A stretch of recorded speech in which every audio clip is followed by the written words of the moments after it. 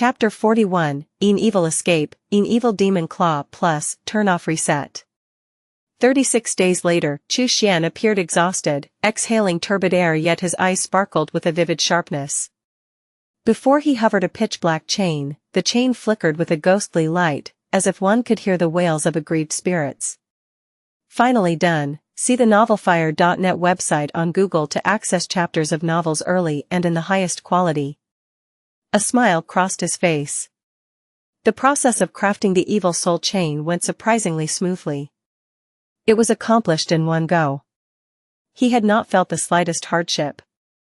With a mere thought from Chu Xian, the evil soul chain began to whirl and zip through the air. In the blink of an eye, it shot forth.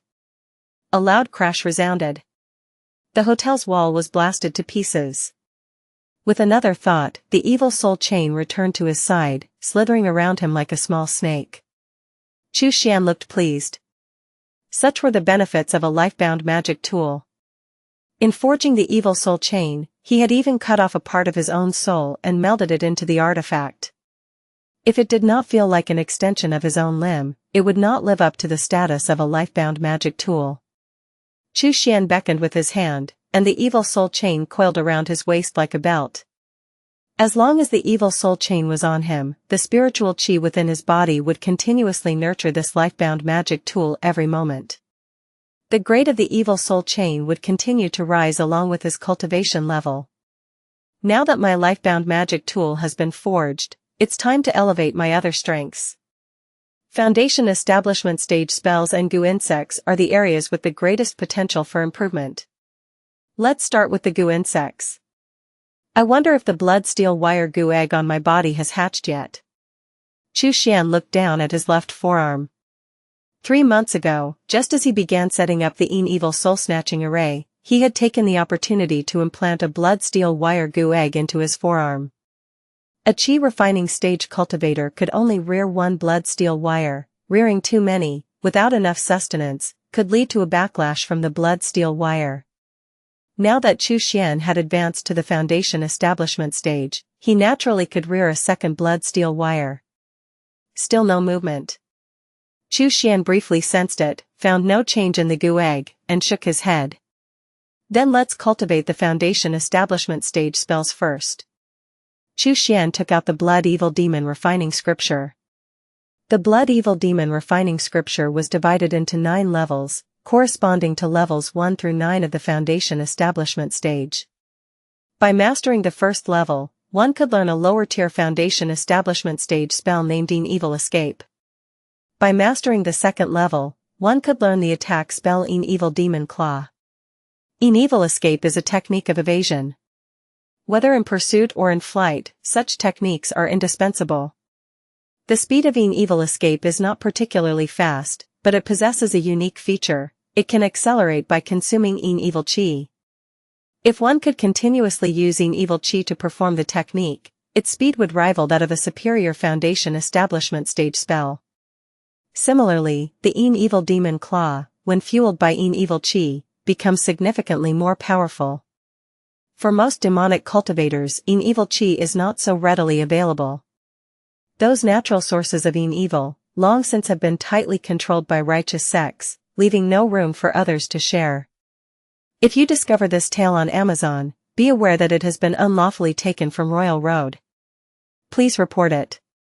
But for Chu Xian, Een Evil Qi was within easy reach. The Een Evil Soul Snatching Array was rich in Een Evil Qi. I need to forge a vessel specifically for holding Een Evil Qi. When pursuing or escaping, I can use Een Evil Qi to execute the Een Evil Escape, making it difficult for early foundation establishment cultivators to match my speed. Using Een Evil Qi to perform the Een Evil Demon Claw will also greatly enhance its power. After some thought, Chu Xian spent a few days crafting 20 small jade bottles. The bottoms of these bottles were engraved with qi-gathering formations, which could accumulate Een Evil Qi within them. Though each small jade bottle was only the size of a palm, it could contain enough Een Evil Qi to support Chu Xian's escape for over 300 li. Chu Xian, riding his heavenly star flying sword, entered the Een Evil Soul Snatching Array. He buried these 20 jade bottles at various points within the large array. He then sat cross-legged at the center of the array, utilizing the crisscrossing evil chi of the site to cultivate the blood evil demon refining scripture. In such an environment, the speed of his cultivation would further accelerate. He set a modest goal for himself, to break through to the second level of the foundation establishment stage in one go. In the provincial capital of Linjiang Province, Dragon River City. This vast city was bisected by the Dragon River. To the north of the river, educational institutions abound, including the much-coveted Life Sciences Research Institute dreamt of by countless students. To the south, many corporate headquarters clustered, making it a hub of booming commerce. The Linjiang military's barracks were stationed in the south. Following the outbreak of the zombie crisis, the Linjiang military was among the first to enter Dragon River City to maintain order. General Yi Nantian of Linjiang issued martial law, establishing 3 rules that stabilized Dragon River City, gradually turning it into a sanctuary envisioned by many survivors. Every day, a large number of survivors from all over Linjiang Province rushed here, seeking refuge in the safe haven of Dragon River City. Atop a tall building, a robust middle-aged man stood with his hands behind his back, gazing over the city, his brows furrowed deeply. His face was marked by the vicissitudes of life, with streaks of silver beginning to show at his temples. He was Yi Nantian, the commander of the Linjiang army. Footsteps approached from behind. A close aide approached briskly, bowing respectfully. "General, Chief Xing from the Research Institute has arrived." Yi Nantian nodded. "Please, let him in." Moments later, Yi Nantian met with Xing Baoshan in the reception room. Yi Nantian smiled. "Professor Xing, what brings you here? Is there progress in the research?" Xing Baoshan replied excitedly, "Exactly. The third-level psionic core we brought back from East Lake City is very valuable. The Institute has produced a new batch of psionic potions, and we have already begun experimenting on animals. Perhaps in a year or 2, we can start mass production. By then, everyone could become supernatural." Yi Nantian nodded solemnly. "That's wonderful news indeed. As for scientific research, Professor Xing, you know far more than I do. I entrust you fully with this responsibility, and I'm very reassured by that." Xing Baoshan paused, then added, "There's another matter, about the cultivator from East Lake City I mentioned last time." Yi Nantian chuckled. "A cultivator? To me, he's just a superhuman with unique talents." "Professor, you might be overthinking it. With the vast population of the Han country, there must be many superhumans with unique talents." Yi Nantian wasn't too concerned. Xing Baoshan insisted earnestly, "General Yi, regardless, if we could ally with that cultivator, it would certainly be a great asset. We mustn't push him towards our enemies." Yi Nantian nodded. "I have my own considerations for that." Xing Baoshan nodded and then departed. Moments later, another aide hurried over. "General, a gigantic aquatic creature has been detected in the Dragon River Basin within our city. It's over 30 meters in length." Yi Nantian raised an eyebrow. "How many people saw it?" The aide replied respectfully, "The creature appeared at night, and only 4 soldiers on guard on both banks of the Dragon River saw it." Yi Nantian nodded. "Bring those 4 soldiers to the general's mansion, seal their lips, and forbid anyone from spreading the word about this aquatic creature. Anyone who disobeys shall be detained immediately." "How many commanders are in the city?" The aide responded, 2 commanders are escorting a convoy to Hanhai Province, 3 are stationed outside guarding our assets, and 5 are still in the city." Yi Nantian nodded. "Call them immediately for a meeting." "Yes, sir." Chapter 42, Second Level Foundation Establishment, The Wu Family's Downfall Plus, Turn-Off Reset. Half an hour later, 5 commanders from various parts of Dragon River City gathered at the general's mansion. Each commander had a distinct appearance, some were tall and burly, and others lean as if only skin and bones. "Why has the general suddenly called us over?" "I don't know, but it must be something significant." "Nonsense, there are only 10 commanders in total, and the other 5 are out. Calling us all here definitely means it's a big deal.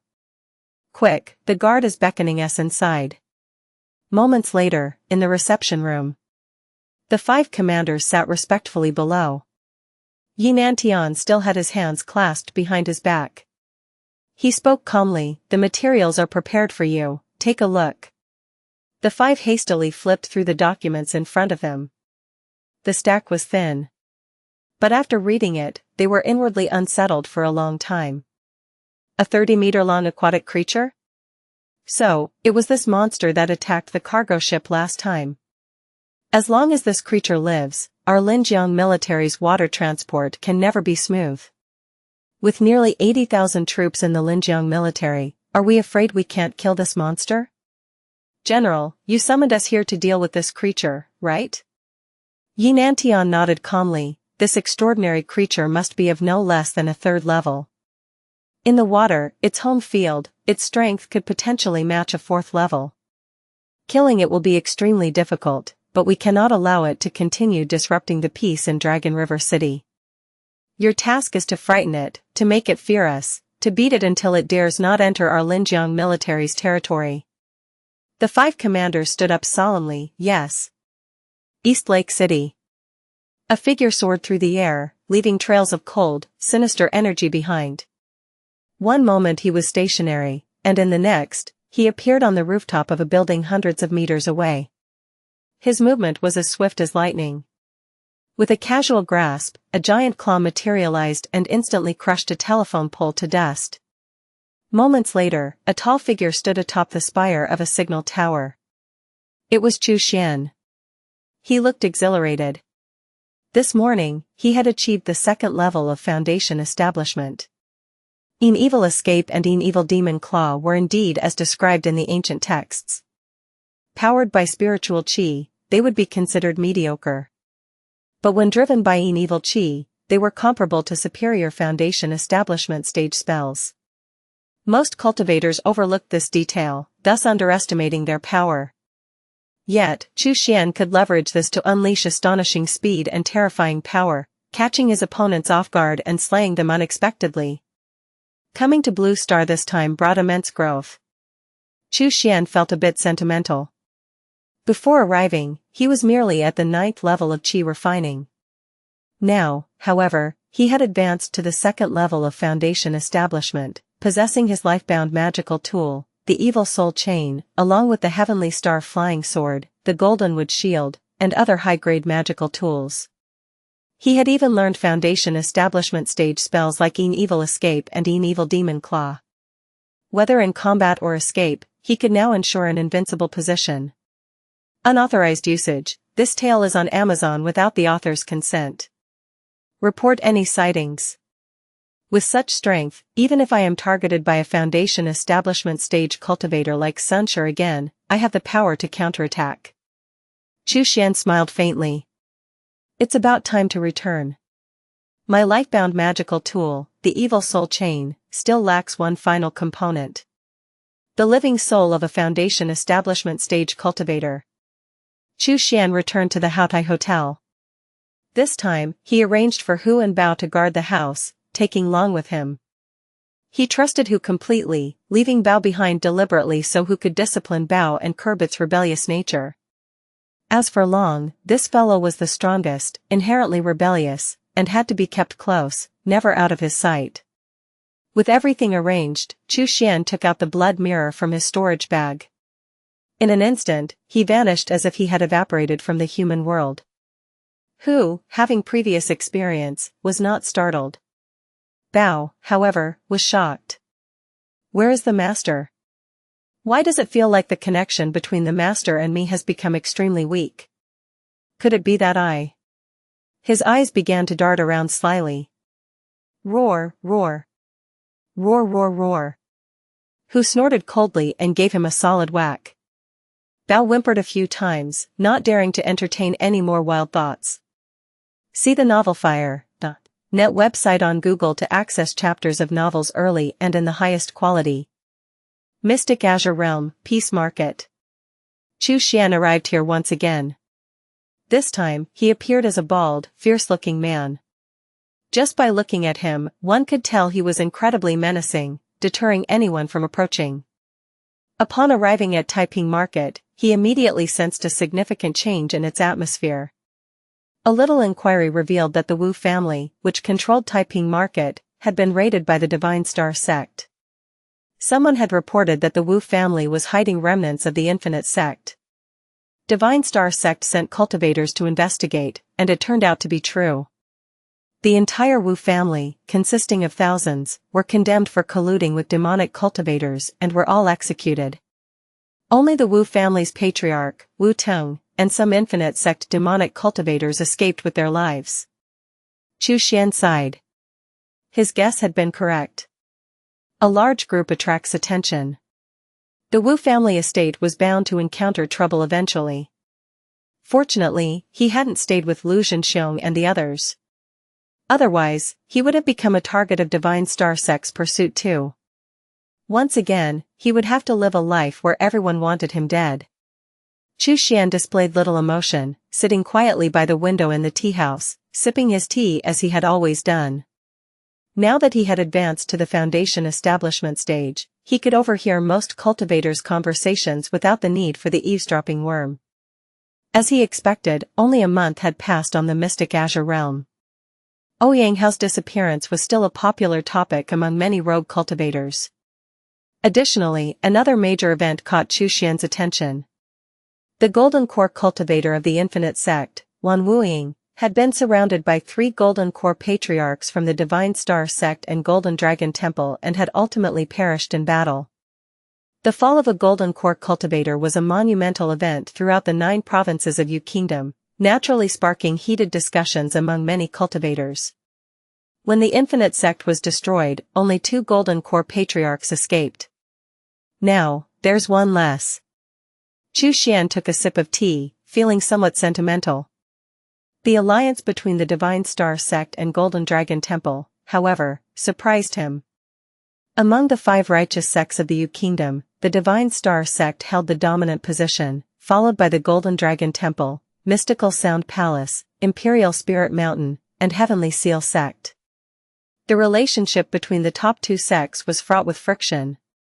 Yet, to deal with Wan Wuying, the 3 cultivators from the Divine Star Sect and Golden Dragon Temple had managed to cooperate. However, the entanglements and grudges among the 5 righteous sects were too distant from him to warrant much thought. I wonder where there might be large-scale conflicts so I can fish in troubled waters and extract a foundation establishment stage cultivator's living soul for my evil soul chain. Chu Xian lightly tapped the table, listening intently. However, after a long listen, he couldn't gather any useful information. These Qi refining stage cultivators hardly said anything of value. Without lingering, Chu Xian left a small spiritual stone to pay the bill and departed. He did not go to the Wu family estate. Who knew if there would be an ambush waiting for him there? Chu Xian took out the Heavenly Star flying sword and headed south. After being refined by him, the appearance of the Heavenly Star flying sword changed significantly. Unless it was the person who crafted the Heavenly Star flying sword, it was impossible to easily identify it as Ouyang Hao's former weapon. If I can't find a foundation establishment stage cultivator's living soul, I'll have to settle for a foundation establishment stage demonic beast soul for the evil soul chain. Chu Xian headed south, passing numerous villages and towns without stopping. A day later, he saw a vast mountain range stretching across the land. Shrouded in mist, it resembled a celestial realm. This mountain range, called the Cloud Mist Mountains, marked the boundary between Tong Province and Wu Province in Yu Kingdom. The Green River Prefecture, where Chu Xian had previously been, was one of the 8 prefectures of Tong Province. The Misty Mountains were known for their frequent demonic beast activity. Naturally, there was no shortage of foundation established. Chu Xian sheathed his flying sword and strolled forward. Upon arriving at the Misty Mountains and just as he was about to enter, 2 figures swiftly flew in from either side. 2 were dressed in the robes of the Divine Star Sect disciples. 2 wore the robes of the Golden Dragon Temple disciples. However, they were all at the Qi refining stage. The 4 looked at Chu Xian with unfriendly expressions.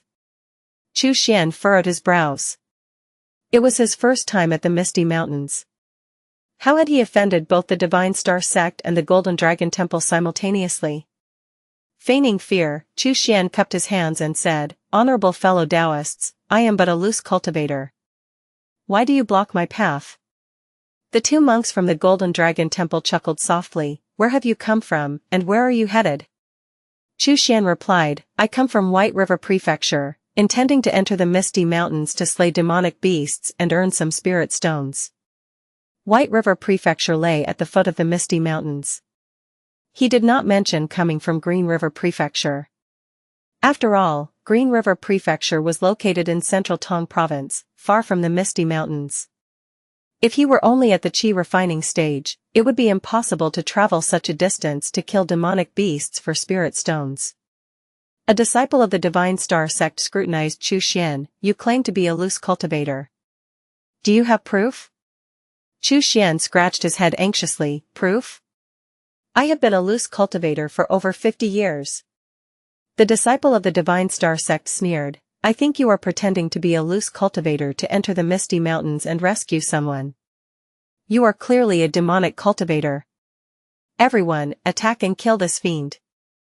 With those words, the four surrounded him. The two disciples of the Divine Star Sect wielded their swords, while the two disciples of the Golden Dragon Temple brandished their Vajra rods. They moved as if they had practiced many times before. In the blink of an eye, the four magical tools cast an impenetrable net. No matter how Chu Xian tried to escape, he could not elude their attack range. The four exchanged knowing smiles. In recent days, they had used this method to jointly kill 8 loose cultivators. No qi refining stage cultivator could withstand such an encirclement. Yet, before their eyes could register, Chu Xian vanished, leaving only a fainting evil aura. The four were momentarily stunned. Then, a bloodline streaked across the air. In an instant, 4 heads flew, blood gushing like a fountain. Chu Xian swiftly gathered the 4 corpses into his storage bag. He meticulously examined the storage bags of the 4 and discovered that they had indeed killed numerous loose cultivators, collecting several storage bags. From one of the storage bags, he even found an order from a Foundation establishment stage cultivator. So, this is it. Lu Zhenxiong and his men were discovered, fleeing southward until they finally hid in the vast Misty Mountains. Several Foundation establishment stage cultivators led a large number of qi refining stage cultivators into the mountains to search for them, while these qi refining stage disciples guarded the foot of the mountains. As long as they could kill a demonic cultivator, they would receive considerable sect contributions. The qi refining stage disciples stationed outside then conceived the idea of killing innocents for merit. Unauthorized duplication. This narrative has been taken without consent. Report sightings. Chu Xian scoffed. Wasting no time, he immediately plunged into the thick fog of the Misty Mountains. He had initially thought he would have to settle for the soul of a Foundation establishment stage demonic beast as his weapon spirit. Now, it seemed there were better options. The Foundation establishment stage cultivators searching the depths of the Misty Mountains for Lu Zhenxiong and his men were, after all, walking souls. In the process, he could also enrich his myriad souls banner. In a cave within the Misty Mountains, Su Ming, Chen Guo, Wei Hua, and Bai Feng trembled, not daring to make a sound. Before them, Wu Ting lay on the ground, pale and unconscious. A long, narrow wound marred his chest, golden light swirling within, preventing it from healing. Lu Zhenxiong expended his spiritual qi into Wu Ting's body but could not dispel the golden light. The unique spell of the Golden Dragon Temple is indeed difficult to break. After a long time, Lu Zhenxiong had no choice but to retract his spiritual qi. Su Ming whispered, Uncle Master, what should we do? Search ** the novelfire.net * website on Google to access chapters of novels early and in the highest quality. Lu Zhenxiong smiled bitterly, we can only take it one step at a time. Who could have predicted that Wu Ting's own grandson would betray us? At that moment, the sound of magic tools whooshing outside caught their attention. Everyone tensed. Don't make a sound, I'll go take a look, Lu Zhenxiong said seriously. Su Ming and the others nodded solemnly. Lu Zhenxiong cast a spell to conceal his aura completely before leaving the cave. Like a wisp of wind, he drifted into the forest. Not long after departing the cave, he saw signs of battle ahead. Upon closer inspection, he found only a pool of blood. These battle marks, they must have been left by Foundation establishment stage cultivators. The battle ended quickly, one side must have had overwhelming power. Strange, could it be a loose cultivator? Lu Zhenxiong cautiously investigated, puzzled. The Misty Mountains were vast, a place where many loose cultivators gathered herbs and hunted demons for spirit stones. These days, he had seen many scenes of loose cultivators being slain. It was not hard to understand. Any demonic cultivator's head was a significant achievement. But there were only so many demonic cultivators, and the merits were not enough to go around. Some righteous cultivators had devised the idea of killing innocents for merit. They used loose cultivators as substitutes for demonic cultivators to gain sect contributions. The Divine Star Sect and Golden Dragon Temple turned a blind eye to these actions. After all, in their eyes, loose cultivators had no background or foundation, killing them was inconsequential. Lu Zhenxiong did not linger and immediately left. Moments later, several figures arrived at the scene. Leading them was a middle-aged cultivator named Sunshur, the very same Sunshur who had previously sent He Liang to capture Chu Xian. The young cultivator beside him was named Xianxia. Both were Foundation establishment stage cultivators from the Divine Star Sect, long renowned in their field. Accompanying them were 5 Qi refining stage disciples, all looking competent and resolute. These disciples were entirely different from those guarding the mountain's foot. Junior brother Zhao's distress signal was sent from this location, Xianxia said, looking at the bloodstain on the ground with a grim expression. We are still too late. Sunshur's face was also dark. Lu Zhenxiong truly is a formidable individual. Despite being injured, he managed to kill junior brother Zhao in such a short time. He took a deep breath. Continue the search. Even if we have to scour every inch of these mountains, we must find these remnants of the infinite sect. Yes. Xianxia and the others responded solemnly. Lu Zhenxiong had just returned to the cave when he inexplicably sneezed. Strange. Foundation establishment stage cultivators do not sneeze. Could someone be talking about me? He was utterly baffled. In another cave within the Misty Mountains. The original inhabitant of the cave was a lone black bear, a Qi refining stage demonic beast. Chu Xian had courteously invited it into his 5 Viscera temple. Not bad, I've obtained the soul of a Foundation establishment stage cultivator and a storage bag as well. No wonder they say that murder and arson yield golden belts. Robbing and killing certainly brings quick rewards. Chu Xian inspected the looted storage bag, clicking his tongue in wonder. Shortly after entering the Misty Mountains, he encountered a Foundation establishment stage cultivator from the Divine Star Sect.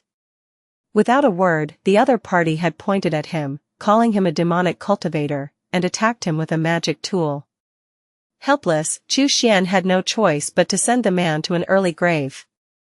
Moreover, adhering to the principle of resource recycling, he diligently extracted the man's soul and even threw the corpse into the corpse nurturing tower as nourishment for the corpse puppets.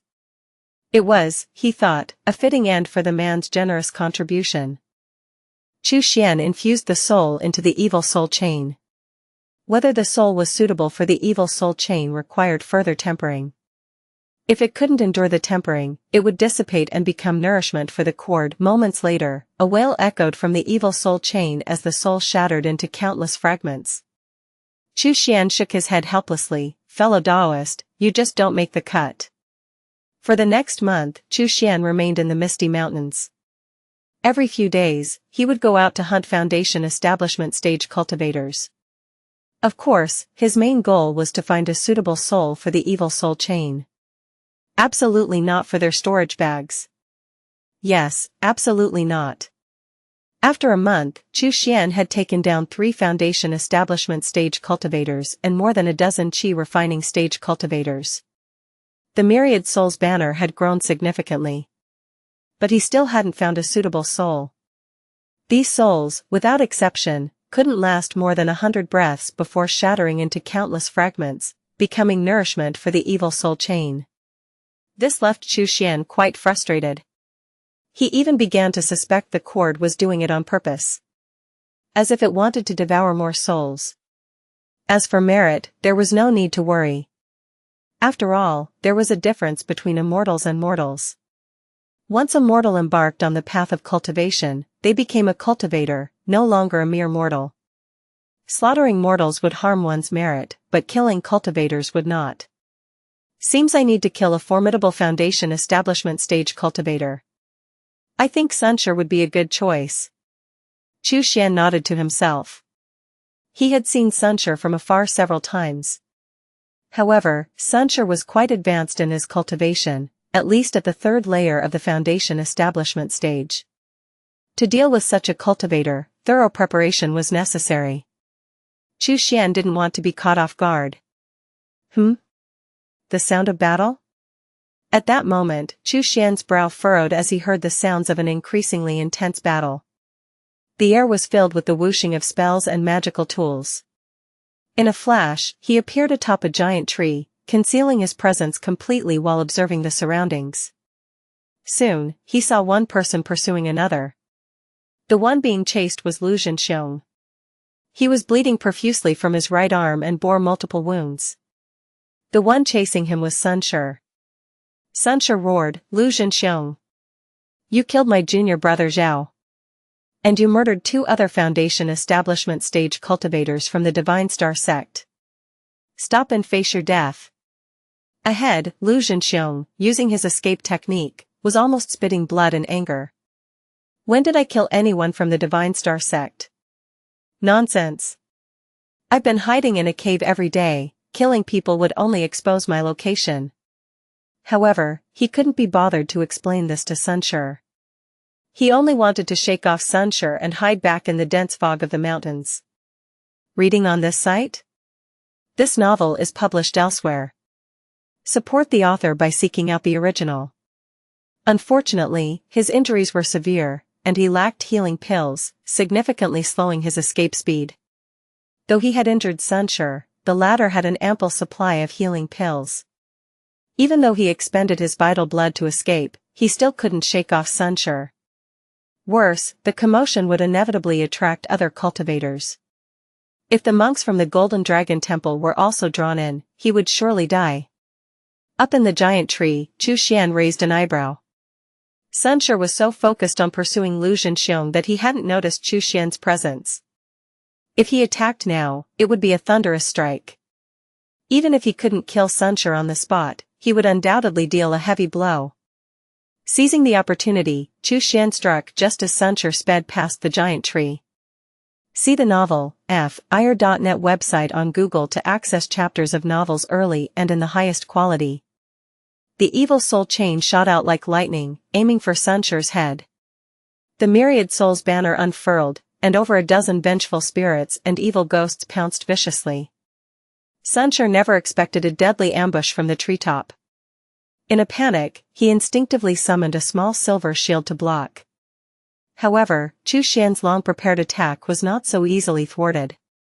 With a clang, the silver shield dimmed and fell to the ground. The evil soul chain continued its relentless assault, striking Xianxia's head directly. With a scream, Xianxia plummeted to the ground. The vengeful spirits and evil ghosts swarmed him, tearing at his flesh.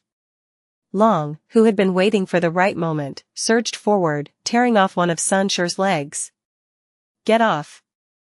Xianxia roared in fury, releasing 16 small swords from his sleeve. The vengeful spirits were instantly pierced through, forming gaping holes. Clang, clang, clang. The 16 small swords spun around Xianxia. It was his life-bound magic tool, the Azure Cloud Divine Edge. This treasure, a set of magical tools, consisted of 16 small swords, capable of both attack and defense, advancing or retreating at will. It was the magic tool that had made Xianxia famous. Earlier, he had used this very tool to heavily injure Xianxia. Standing on one leg, Xianxia coldly glared at the top of the giant tree. There, a bald cultivator hovered. He growled, "You are also a demonic cultivator?" "Fine, there are actually 2 Foundation establishment stage demonic cultivators in the Misty Mountains." He urged the Azure Cloud Divine Edge, sending all 16 swords hurtling toward Xianxia at lightning speed. In one breath, the swords were in their original position, in the next, they were right in front of Xianxia. Swoosh! The azure cloud divine edge pierced the bald cultivator who had ambushed him. However, it did not feel like it had pierced flesh. Xianxia's vision blurred, and he realized that the spot where the bald cultivator had stood was now empty. All that remained was a mass of dark purpline evil aura. Xianxia froze, sensing danger, and hurriedly tried to retract the azure cloud divine edge to defend against an attack from behind. But it was too late. The evil soul chain lashed out from behind, slicing across his neck. A head flew high into the air. Blood spurted like a fountain. Xianxia's consciousness was swiftly consumed by darkness and cold. Xianxia activated his soul-extracting technique, pulling a soul from Xianxia's body. Excellent! Xianxia's eyes lit up. This white soul was much more condensed and superior to the 3 he had previously acquired. It might just be suitable for the evil soul chain. Xianxia, who had been fleeing desperately, suddenly heard Xianxia scream. He halted and looked back. He saw a bald cultivator extracting a soul from Xianxia's crown. The scene filled him with a sense of familiarity. This was a common practice among demonic cultivators. Moreover, the soul-extracting technique clearly belonged to the Infinite Sect.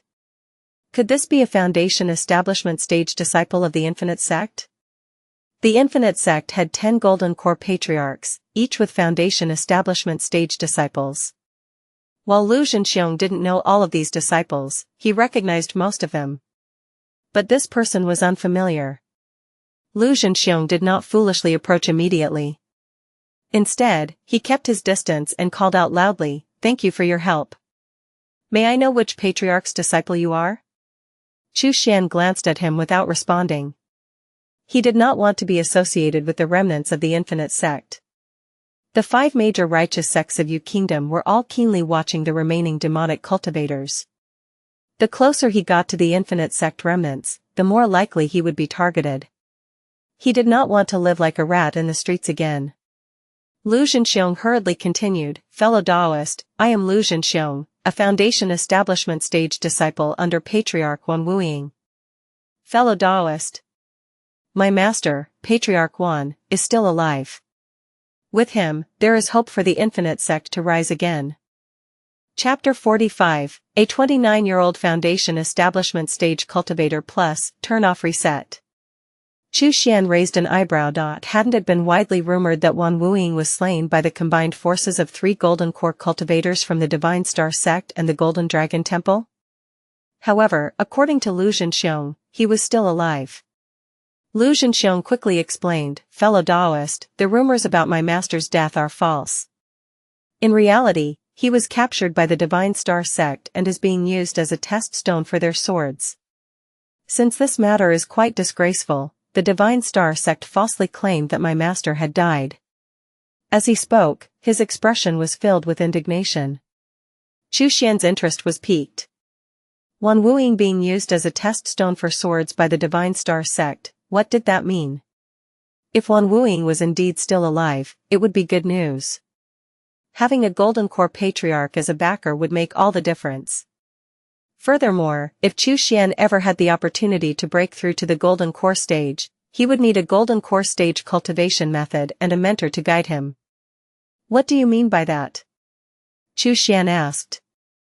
Xianxia replied earnestly, "This is not the place to discuss such matters.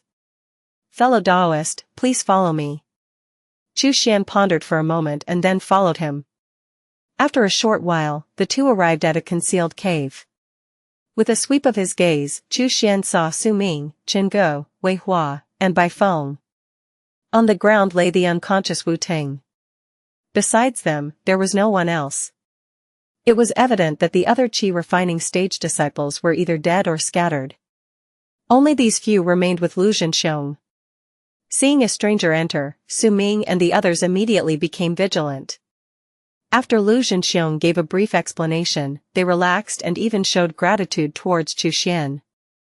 Thanks to this bald cultivator, Xianxia had returned alive. Without Xianxia leading them, they would have been easy prey, captured sooner or later. Lu Zhenxiong spoke again, fellow Taoist, may I ask which patriarch's disciple you are?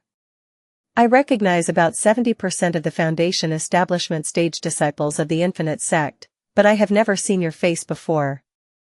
Chu Xian. Chu Xian no longer concealed his identity. Lu Zhenxiong was stunned. Chu Xian?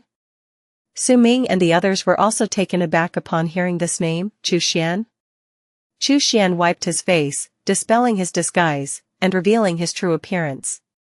Indeed, it was that face. It was the very face they remembered. However, the current Chu Xian exuded a powerful aura, clearly no longer the mere qi refining stage cultivator he once was. Lu Zhenxiong was utterly shocked. You've advanced to the Foundation establishment stage? When did this happen? I remember you were still at the 9th level of qi refining not long ago. Unauthorized content usage. If you discover this narrative on Amazon, report the violation. Chu Xian chuckled. Oh Yang, how had a Foundation establishment pill? I took it and broke through.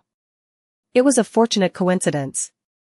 Lu Zhenxiong was stunned and clicked his tongue in amazement, to succeed in Foundation establishment with just one pill.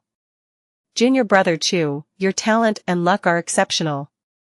He had now begun to address Chu Xian as junior brother, clearly acknowledging his identity.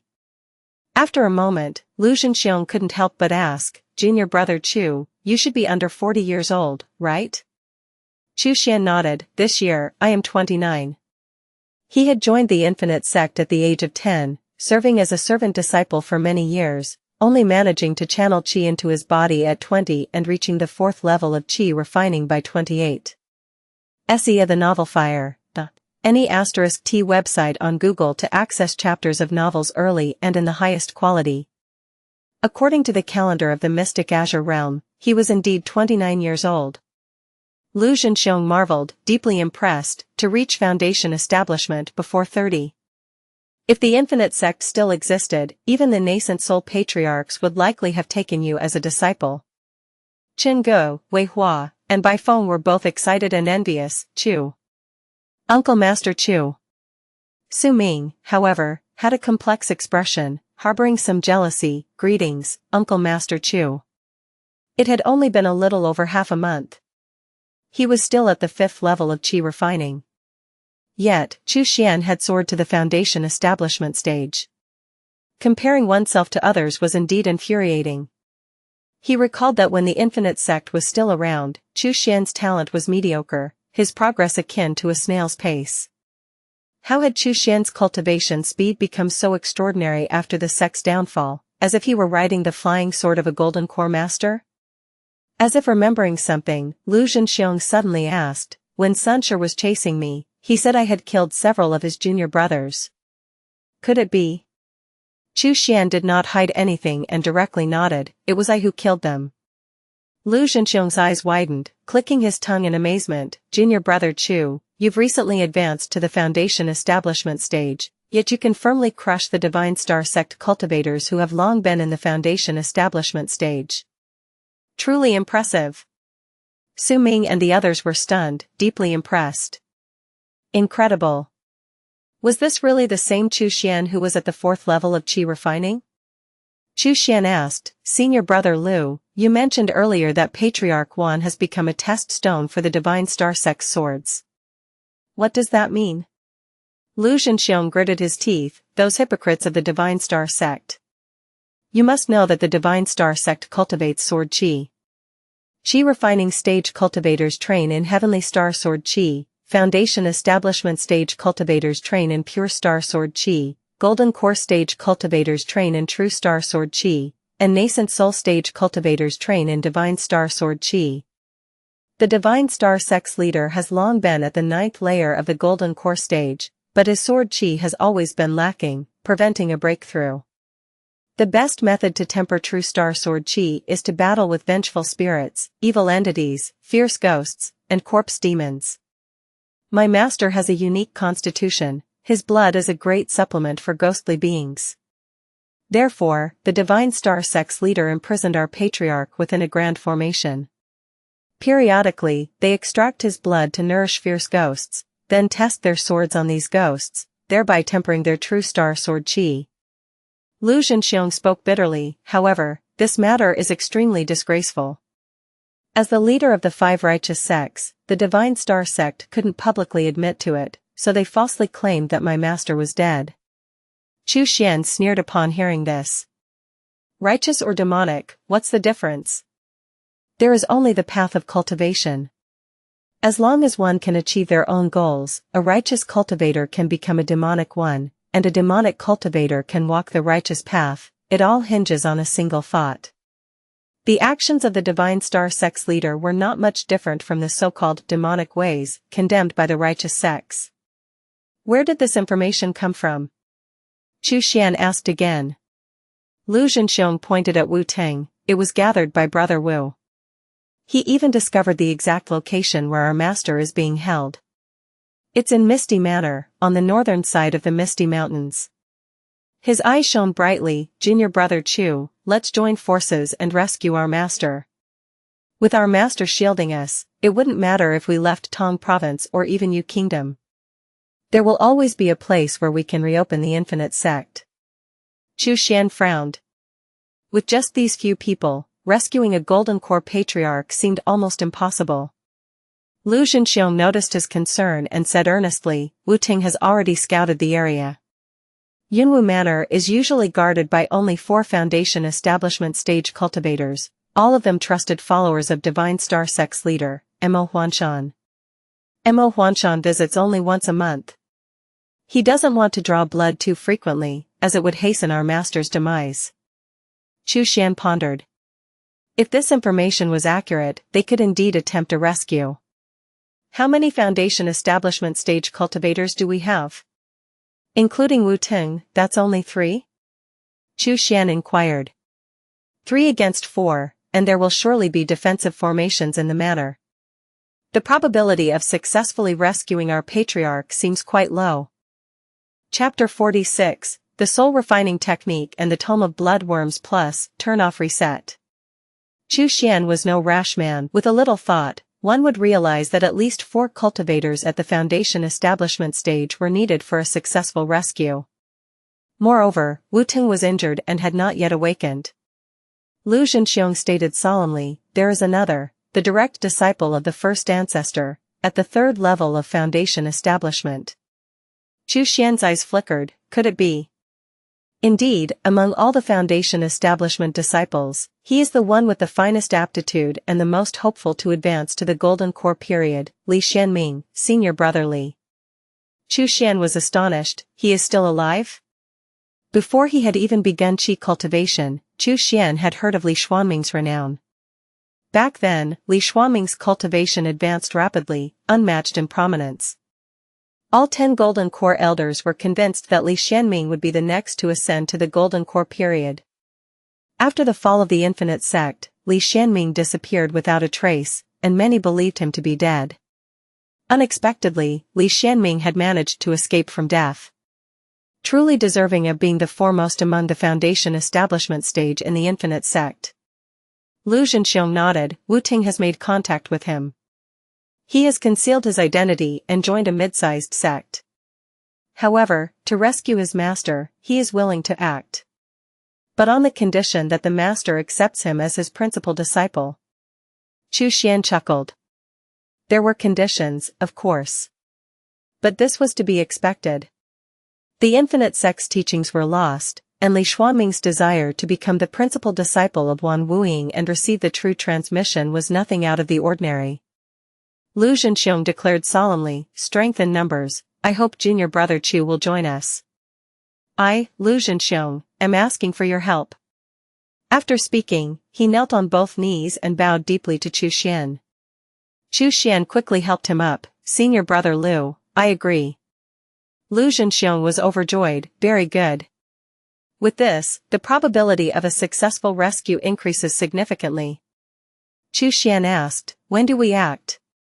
Several Foundation Establishment stage cultivators from the Divine Star Sect have died. They might send more people. Our time is limited. Lu Zhenxiong replied gravely, as soon as Wu Ting's injuries improve, we'll make our move, within 3 days at most. Agreed, Chu Xian nodded. He paused, then added, Senior Brother Lu, do you have the soul refining technique and the Tome of Bloodworms? The soul refining technique, a foundation establishment stage cultivation method, strengthens the spirit, enabling control over more corpse puppets. The Bloodworms Tome, also a foundation establishment stage technique, allows for the creation of an organ known as the bloodworm sac within the body to house goo insects. The bloodworm sac functions similarly to the corpse nurturing tower.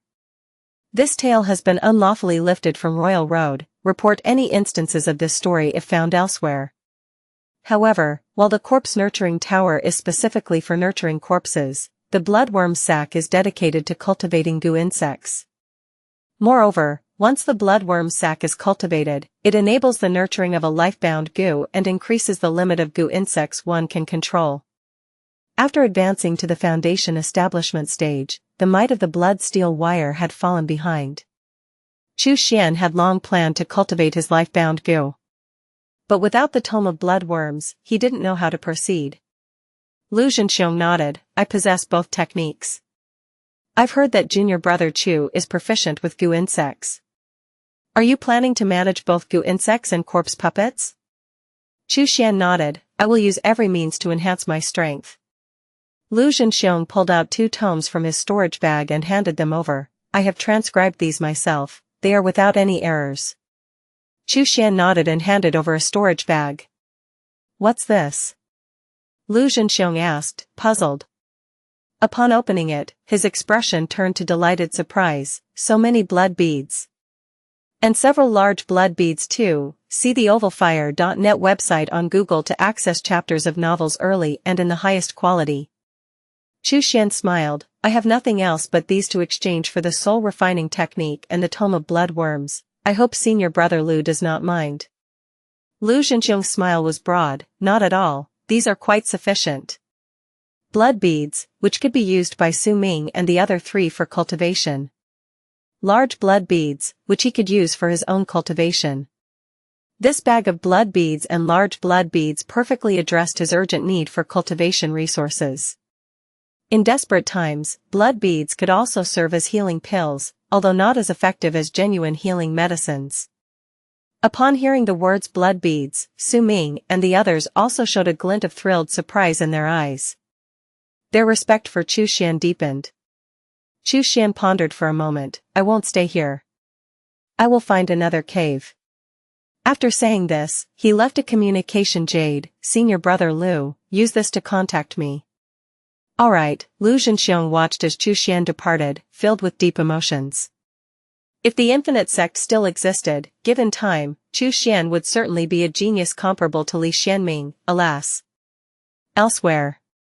Xianxia, after a short search, found a cave occupied by a python.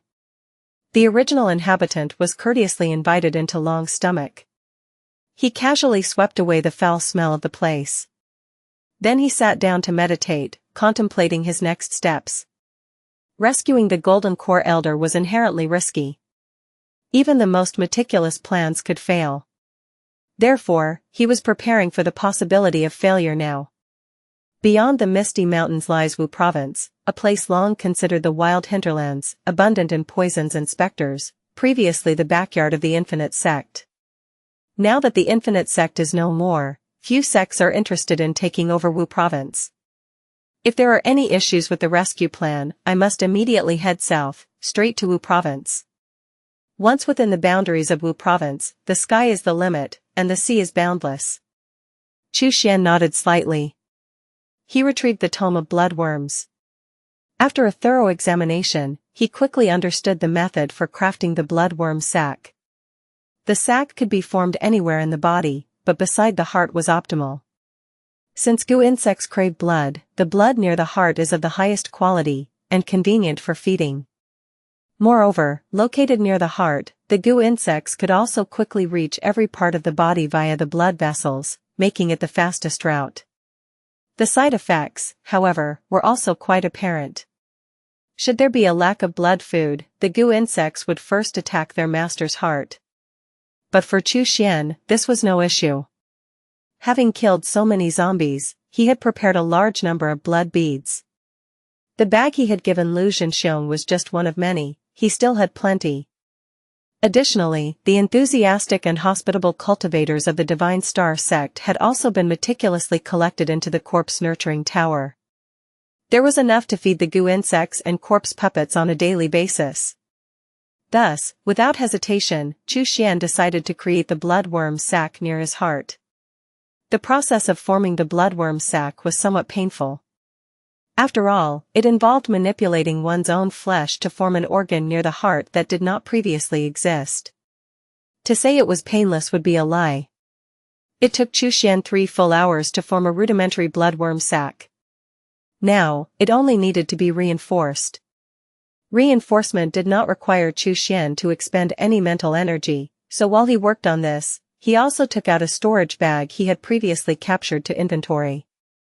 At that moment, the blood steel wire suddenly emerged from his palm, its head pointing toward one of the storage bags. This was Xianxia's storage bag. What have you sensed? Chu Xian was puzzled and immediately began to remove the items from the storage bag. The blood steel wire hovered for a moment, finally stopping in front of a piece of amber. At first glance, the amber seemed ordinary. But upon closer inspection by Chu Xian, it actually encapsulated a drop of blood. He asked, "You want it?" Chapter 47, Blood Steel Wire Second Transformation, The Boiling Blood Technique. Plus, Turn Off Reset. Blood steel wire nodded its tiny head eagerly. Chu Xian looked surprised. He suddenly recalled the content from the Tome of Bloodworms. Blood steel wire was a descendant of the ancient exotic insect, swallowing gold blood mother. If it consumed such blood, there was a chance it could revert to its ancestral form. Even if it didn't fully revert, its strength would increase substantially. Could the blood within this amber be that of the swallowing gold blood mother? No, that can't be right. Xianxia is merely a foundation establishment stage cultivator. How could he obtain the blood of an ancient exotic insect? This must be the blood of another powerful goo insect, yet somehow related to the swallowing gold blood mother. It's likely from another descendant, such as the flying blood locust or the mountain steel beetle. However, since blood steel wire desires it, let's allow it to consume and see. There's certainly no harm in trying. Chu Xian sliced open the amber. Before he could even command it, blood steel wire pounced forward, swiftly devouring the dark red blood. After the feast, blood steel wire immediately became sluggish. It leisurely returned to Chu Xian's body, burrowed into the bloodworm sac, and curled up. Then, to Chu Xian's astonishment, it began to spin a cocoon. He could distinctly feel the aura of blood steel wire strengthening rapidly. Is it beginning its second transformation? Chu Xian was amazed. He calmed his excited emotions and began to cultivate the soul-refining technique. The soul-refining technique was divided into 3 levels, and although it did not involve spells, it could enhance the soul by up to 30%. An enhancement of 30% was still significant, better than nothing. If he found a better technique in the future, he would certainly switch. 3 days later, Chu Xian suddenly sensed something unusual in the bloodworm sac. He quickly looked within and saw the cocoon of blood steel wire cracking, its aura suddenly breaking through a bottleneck. Chu Xian was delighted. When he looked at blood steel wire again, its appearance had not changed much, but its length, hardness, and thickness had all increased significantly. Although it had not reverted to its ancestral form, its strength had increased dramatically. It's now at the early stages of the second transformation, comparable to a foundation establishment stage cultivator. If it becomes a life-bound goo, its power would increase even further, but there's no time left. Chu Xian was greatly pleased. With blood steel wire advancing to the second transformation of a goo, he had gained another method to fend off enemies. I've never given you a name before, now I'll give you a splendid one. From now on, you shall be known as Gongxi. Chu Xian was very pleased with the name he had chosen. It was incredibly creative. Blood steel wire nodded obediently. It didn't understand, nor dared to comment. Gongxi it is, then. Could it even ask for a change? What about your innate spell? Chu Xian carefully sensed around. Gongxi, understanding his intention, immediately moved near Chu Xian's heart. It opened its mouth and gently bit on the surface of the heart. It seemed as though something had been injected into the heart. Stolen content alert, this content belongs on Royal Road. Report any occurrences. Chu Xian raised an eyebrow. He immediately noticed that the blood flow within his body had quickened. In the blink of an eye, it felt as though his blood was about to boil. Moved by a thought, Chu Xian swiftly made a cut on the palm of his hand. The wound barely appeared before it began healing rapidly. Within a few breaths, the blood scab fell off, and the skin was as good as new. Chu Xian was mildly surprised. Boiling blood technique. This was certainly a top-tier spell. This technique could increase the host's blood flow speed and accelerate wound healing. The physical quality of the flesh would significantly improve. Good, good, good. Chu Xian repeated the word good thrice, delighted in his heart. With this, he had gained another method. Just then, his storage bag suddenly vibrated. Chu Xian took out the communication jade. Lu Zhenxiong's voice immediately came through. Junior brother Chu, Wu Ting is no longer in serious danger. Senior brother Li is waiting for us at the foot of the mountain, it's time to depart. Chu Xian responded promptly, good, I'm on my way. He returned to the cave they had used before. He found only Lu Zhenxiong and Wu Ting present. As for Su Ming and the other Qi refining stage disciples, they had all disappeared. Lu Zhenxiong noticed his confusion and smiled, with senior brother Li's help, I've already moved Su Ming and the others to a safe location. Chu Xian nodded in understanding. Wu Ting looked at Chu Xian, remarking with emotion, I never imagined you would become a foundation establishment stage cultivator so quickly. Lu Zhenxiong laughed heartily, not just you, I didn't expect it either. Let's go, both of you. We're setting off. The three left the cave and hurried down the mountain. Before long, they saw a figure at the foot of the mountain. The figure, dressed in flowing white robes with an aura of immortality, had his back to them, a perfect embodiment of a disciple from a righteous sect. Here you come. The person sensed their approach and turned around. Chu Xian got a clear view of the man's face. With eyebrows shaped like swords and a remarkably handsome appearance, he looked every bit a disciple of a leading righteous sect like the Divine Star Sect, rather than a sinister disciple from the Infinite Sect. In fact, Li Xianming had indeed been contested between the Divine Star Sect and the Infinite Sect in the past. It was only after the Infinite Sect paid a tremendous price that they were able to include Li Xianming in their ranks. Greetings, senior brother Li. Chu Xian, Lu Zhenxiong, and Wu Ting all bowed their hands in salute. In the path of cultivation, strength was respected. Li Xuanming's level was higher than theirs, rightfully earning him the title of senior brother. Li Xuanming's gaze swept over Lu Zhenxiong and Wu Ting, finally resting on Chu Xian. He nodded slightly, not bad, managing to advance to foundation establishment under such circumstances is no small feat. If it were in the past, I would have recommended my master to take junior brother Chu as a disciple. The master he referred to was the first ancestor of the Infinite Sect, the strongest among them. However, he had perished long ago.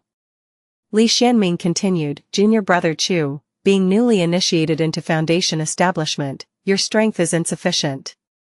You shall stay on the periphery and keep watch. Chu Xian chuckled lightly and nodded in agreement. Since someone capable was willing to handle the rescue operation, and they preferred him to keep watch outside, it was more than suitable. He did not wish to reveal his strength unnecessarily either. The news of Sunshur and the others' demise must have already reached the Divine Star Sect. We should not delay any longer. Let us depart now and head straight for Misty Manor. With a light kick off the ground, Li Xuanming's body shot out like white lightning, quickly leading the way. Chu Xian and the others followed closely behind Li Xianming. An hour later, the four arrived at the northern part of the Misty Mountains. The terrain here was relatively flat. Nestled among green mountains and clear waters was a manor, Misty Manor. At first glance, Misty Manor appeared to be just an ordinary manor. However, it was enveloped by a protective array, concealing deadly traps. Anyone daring to intrude would provoke a lethal response from the cultivators of the Divine Star Sect. Lu Zhenxiong and Wu Ting both looked toward Li Xianming. Senior brother Li, what should we do? Li Xianming spoke calmly. I have already investigated the 4 foundation establishment stage cultivators stationed here. The strongest is at the 3rd level of foundation establishment, and the weakest has only recently achieved foundation establishment. 2 of them will be handled by me, the other 2 are yours. Junior brother Chu, your task is to quickly locate the focal points of the array and destroy them, and assist us when the opportunity arises. Li Xianming tossed an object to him. It was a mirror. This treasure is called the array-breaking mirror. It doesn't have much offensive or defensive capability, but it can identify many of the focal points of arrays. Chu Xian nodded and accepted it. Li Xianming had everything planned out. It seemed there wasn't much left for him to do. See the Nilfire.net website on Google to access chapters of novels early and in the highest quality. Chu Xian channeled spiritual qi into the array-breaking mirror and soon spotted numerous invisible threads that did not exist to the naked eye. These threads guided him to the locations of the array flags. Even if he could not find the focal points directly, destroying these flags would weaken the protective array covering Misty matter. Given Chu Xian's expertise in arrays, finding the focal points was only a matter of time. Shortly after, he located the first array flag embedded within a stone pillar, invisible from the outside. Search the Novelfire.net website on Google to access chapters of novels early and in the highest quality.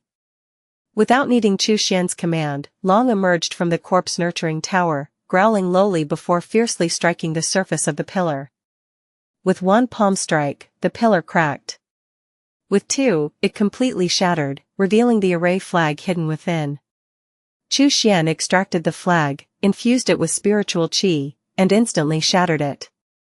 As expected, the array shrouding Misty matter weakened considerably. Meanwhile, sounds of battle emanated from within the estate. Clearly, Li Xianming and his 2 companions had engaged the 4 Divine Star Sect cultivators defending the estate. Chu Xian chose not to join the fray, instead swiftly removing array flags around Misty matter. Thanks to his solid foundation in array techniques and the aid of the array-breaking mirror, he removed and destroyed over 120 array flags in just half an hour, completely dissipating the array above Misty matter. The pressure on Li Xianming and the others significantly lessened. Excellent. Faster than I anticipated. Li Xianming laughed heartily, his fingers jabbing fiercely. His sinister finger strength tore through the air, enveloping his opponents like a torrential downpour, leaving them gasping for breath. A scream rang out as one opponent's shoulder was penetrated by the finger strike, blood spurting uncontrollably. Li Xianming relentlessly pressed forward, his finger strikes piercing through the air in rapid succession. His final strike pierced directly through the heart, killing his opponent instantly. Lu Zhenxiong and Wu Ting also began to gain the upper hand in their fights. Everything seemed to be falling into place. Master Huikong. The array is broken. If you do not intervene, we will all die, shouted one of the Divine Star Sect cultivators toward the estate, veins bulging on his forehead in anger and frustration over the inaction of their hidden ally. Li Xianming and his companions exchanged looks of confusion and uncertainty. Huikong? Had a monk from the Golden Dragon Temple also arrived? From within a room in the estate, an indignant voice soon responded. Idiocy. I was choosing an opportune moment to strike, but you've revealed it. The next moment, a cockra saber cleaved through the wall, hurtling towards Wu Ting with a flash of blinding golden light and a sharp aura that made one's hair stand on end. Wu Ting cursed silently and dodged urgently. The cockra just grazed past his skull, shearing off a tuft of his black hair. Wu Ting felt his head, realizing he now had a bald spot. Humph, quite the dodger, came a cold sneer. With a loud thud, a tall and burly figure leaped out from the chamber, entering everyone's line of sight. The figure stood over 8 feet tall, broad-shouldered and robust, dressed in ochre-colored monk's robes, with bands wrapped around his wrists and ankles. The cockra, having completed a full circle, returned to his palm. This tail has been unlawfully lifted from Royal Road. If you spot it on Amazon, please report it. Golden Dragon Temple, Battle Monk Huikong. Lu Zhenxiong's expression shifted slightly. Chu Xian, perched on the rooftop, thoughtfully observed the situation inside the estate. Monks from the Golden Dragon Temple were divided into two types, battle monks and scripture monks. Battle monks trained in combat from a young age, specializing in vanquishing demons and evil spirits, often traveling to different places to perform exorcisms. The Infinite Sect disciples had their fair share of clashes with these battle monks. Scripture monks, on the other hand, devoted themselves to studying Buddhist scriptures within the temple. Initially, their combat prowess was far inferior to that of the battle monks. However, upon reaching a deep understanding of Buddhist teachings, their power could surge dramatically. This was what they meant by the words become the law, referring to scripture monks. Chu Xian had heard of Huikong before, a prodigy ranked alongside Li Xianming. Blessed with extraordinary talent, Huikong had reached the foundation establishment stage at the age of 30 and was highly regarded by the many Golden Core monks of the Golden Dragon Temple. Li Xianming had faced Huikong several times, more often losing than winning. Li Xianming, benefactor Li, ha ha ha, we meet again. Huikong stared at Li Xianming, his sinister laugh suggesting he saw a worthy adversary. Li Xuanming's expression darkened. He had previously investigated the situation at Misty Manor, which was supposed to be guarded by only 4 people. Misty Manor used Wan Wuying's blood to nourish evil spirits, which then honed the sword qi, hardly a noble endeavor, not widely known. Why would Huikong be here? Could the Golden Dragon Temple be involved too?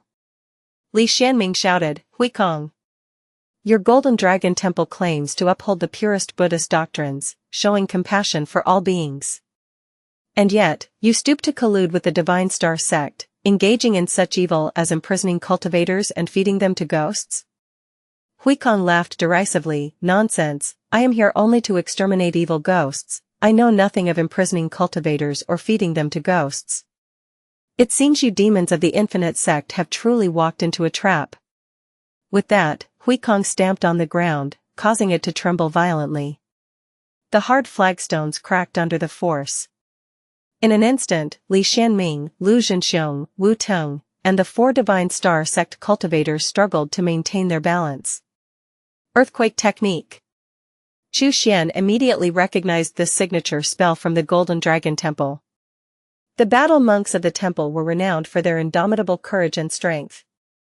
The earthquake technique could harm both enemies and allies alike, yet the battle monks could navigate the trembling ground as if walking on flat land.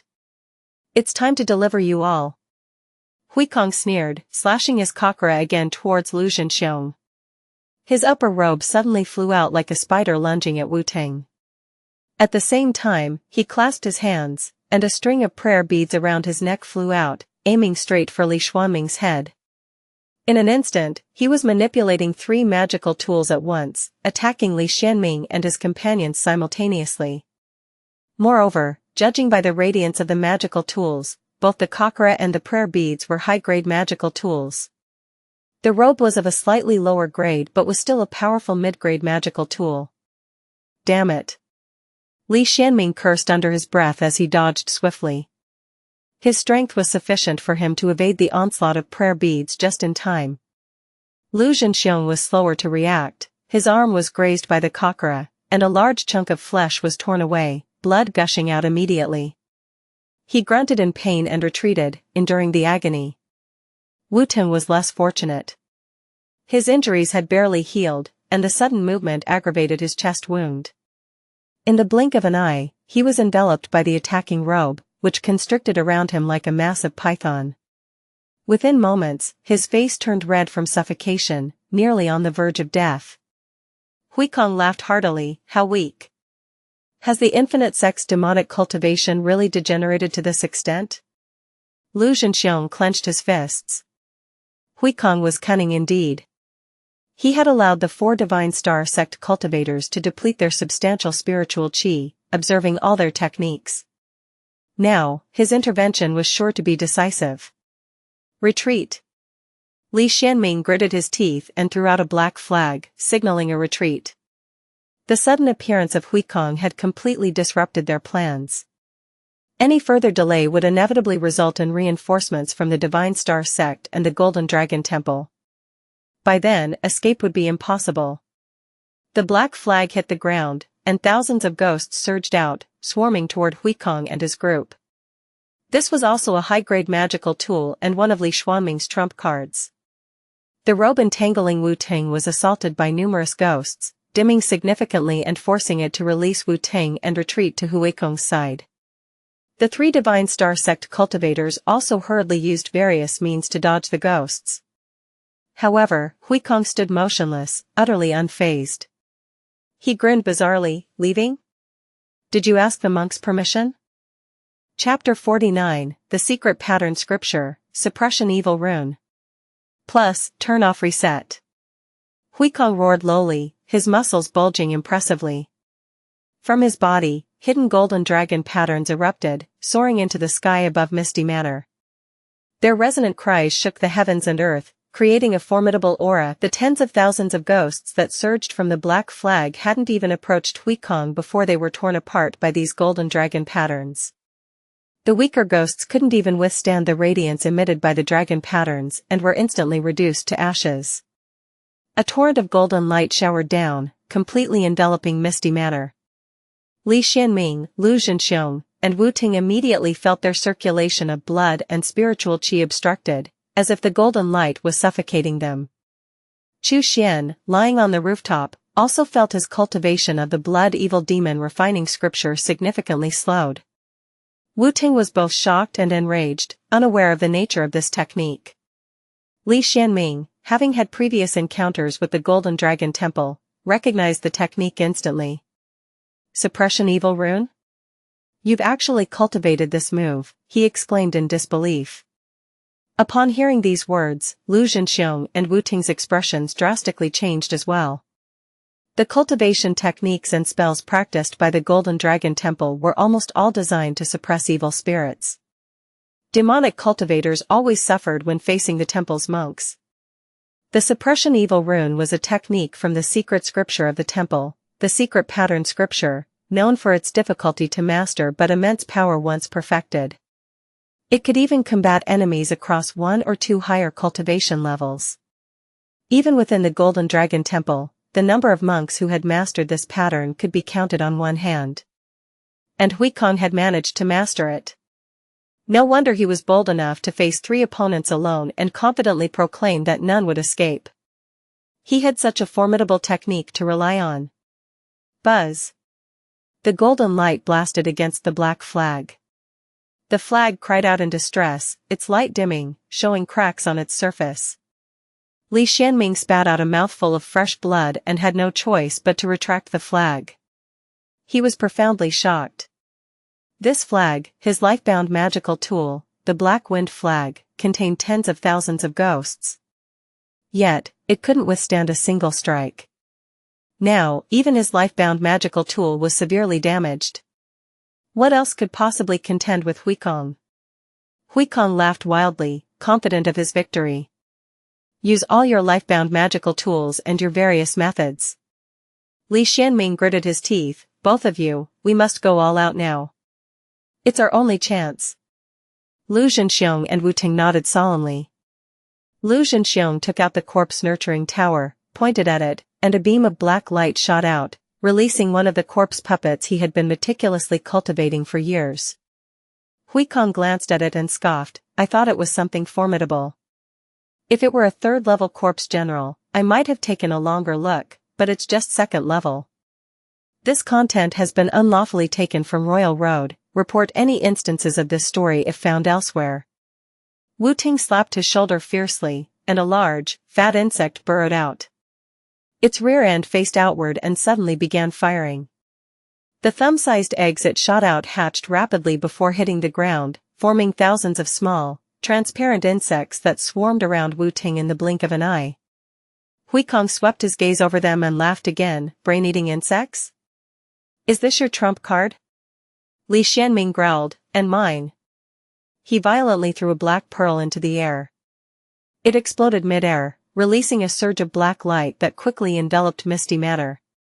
A wave of evil qi spread rapidly, battling against the golden light. The intermingling of the black and golden lights wrested back some space, relieving Li Xianming and his companions from the oppressive golden light that slowed their cultivation techniques. An evil black pearl?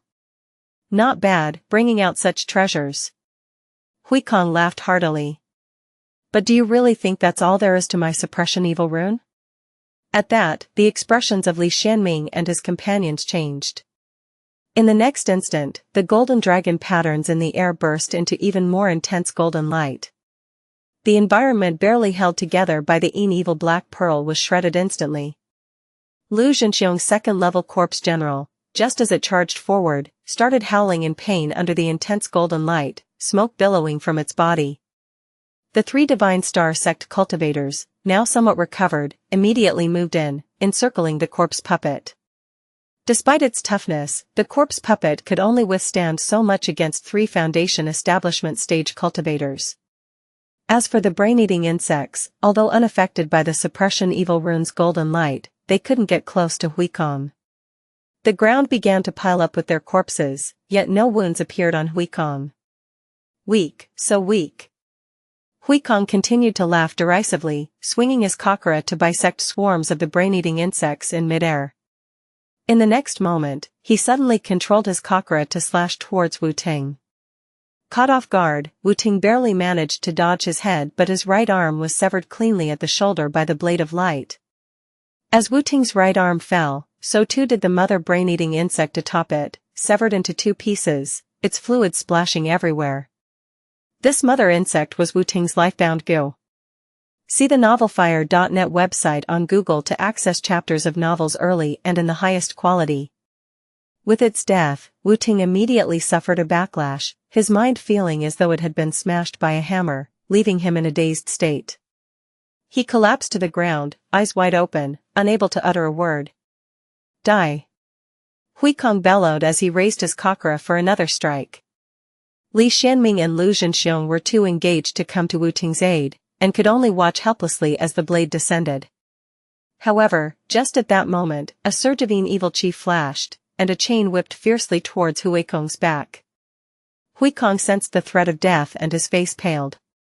Abandoning the downward stroke of his kakara, he conjured a golden bowl in front of him. The evil soul chain struck the bowl, leaving deep cracks on the bowl's surface before sending it flying.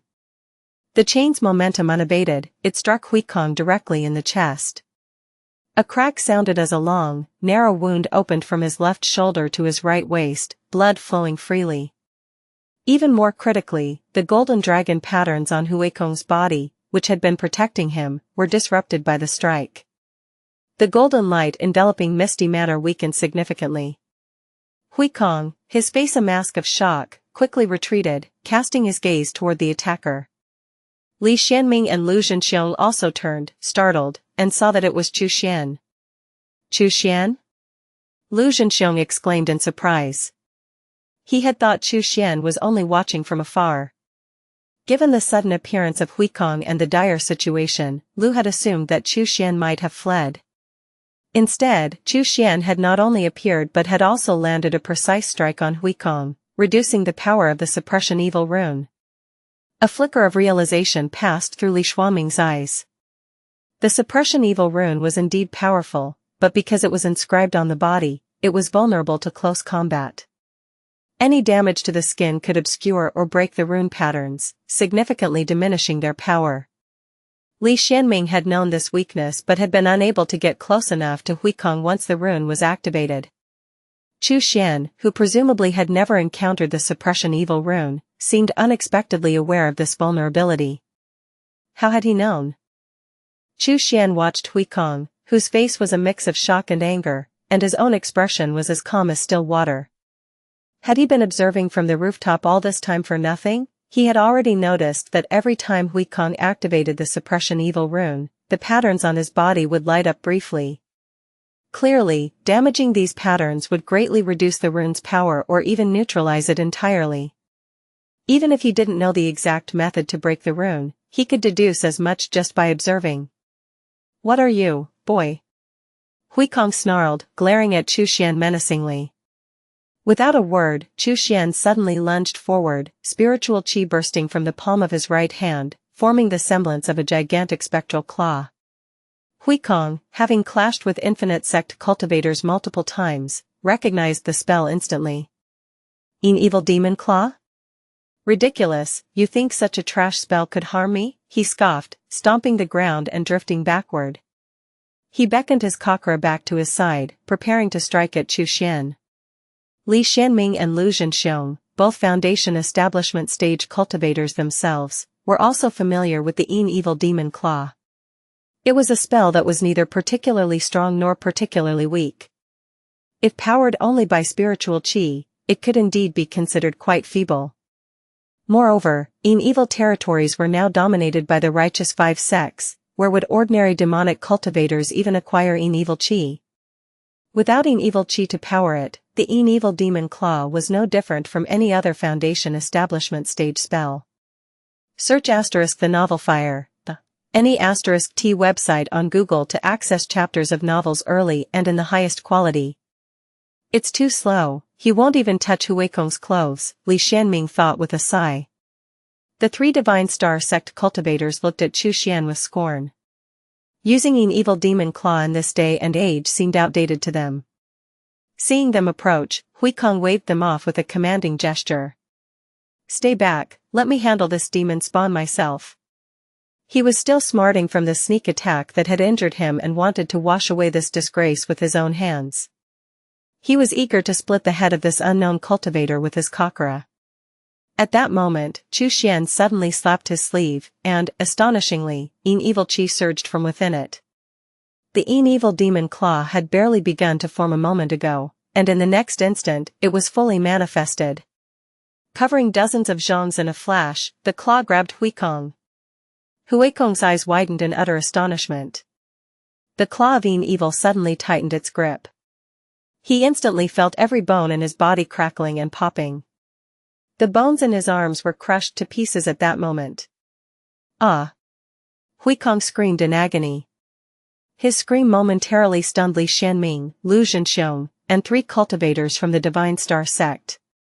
How had the situation reversed so completely in the blink of an eye? Why had Huikong been captured by the claw of evil? Impossible. Could it be? Li Xianming's gaze shifted, noticing the residue of evil on Chu Xian's sleeve. He understood. The narrative has been illicitly obtained. Should you discover it on Amazon, report the violation. Junior brother Chu initially formed the claw of evil with spiritual qi, leading Huikong into complacency. Once Huikong relaxed, he immediately infused it with evil qi, instantaneously materializing the formidable claw. This evil qi is extremely pure, making the claw tremendously powerful, Li Xianming murmured. Lu Zhenxiong listened, his face a mask of surprise. Evil qi. Where had Chu Xian acquired such pure evil qi? Chu Xian, watching Huikong controlled by the claw, once again activated the evil soul chain, pulling fiercely, aimed straight at Huikong's head. Damn it! I will tear you apart. Vajra beads. The pain drove Huikong to fury. He even abandoned his usual moniker of this monk. With a roar, the rosary beads flew towards Chu Xian. Mid-air, the string threading the beads snapped. 72 beads, each the size of a thumb, hurtled toward Chu Xian like cannonballs. Chu Xian gestured, and the goldenwood shield materialized beside him. Clang, clang, clang. The beads hammered on the shield, creating a sound of metal striking metal. The shield began to deform but did not shatter immediately. Only a high-grade defensive magical tool could withstand such a powerful attack.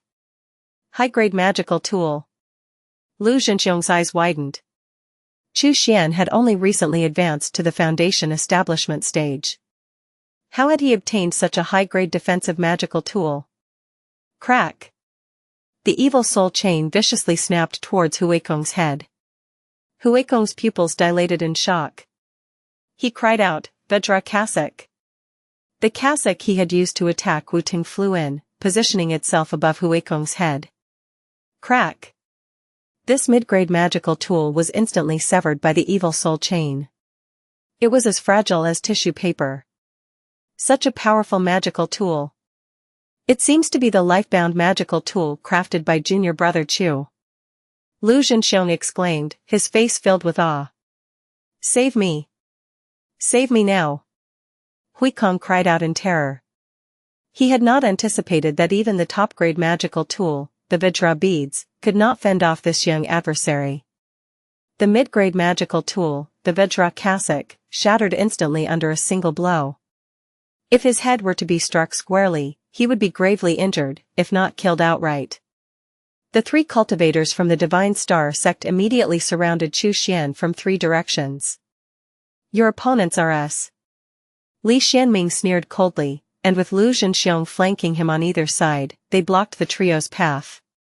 Despite Li Xuanming's depleted spiritual qi, injuries from the life-bound magical tool, and wounds inflicted by Huikong, he remained a prodigy of the Infinite Sect. Even now, facing 2 adversaries was well within his capabilities. Huikong, witnessing this scene, was beside himself with rage. His pupils dilated in utter despair, forced to watch helplessly as the evil soul chain lashed down. You dare kill me, my master! He cursed in terror, but even his threat was cut short. With a snap, the soul chain bisected Huikong's head. Blood and brain matter splattered everywhere. Chu Xian reached out, extracting the soul from Huikong's body with a swift motion, and tossed it into the evil soul chain. Inside the evil soul chain already was the soul of Sunshur, still adjusting. Huikong's soul, evidently stronger, joined it.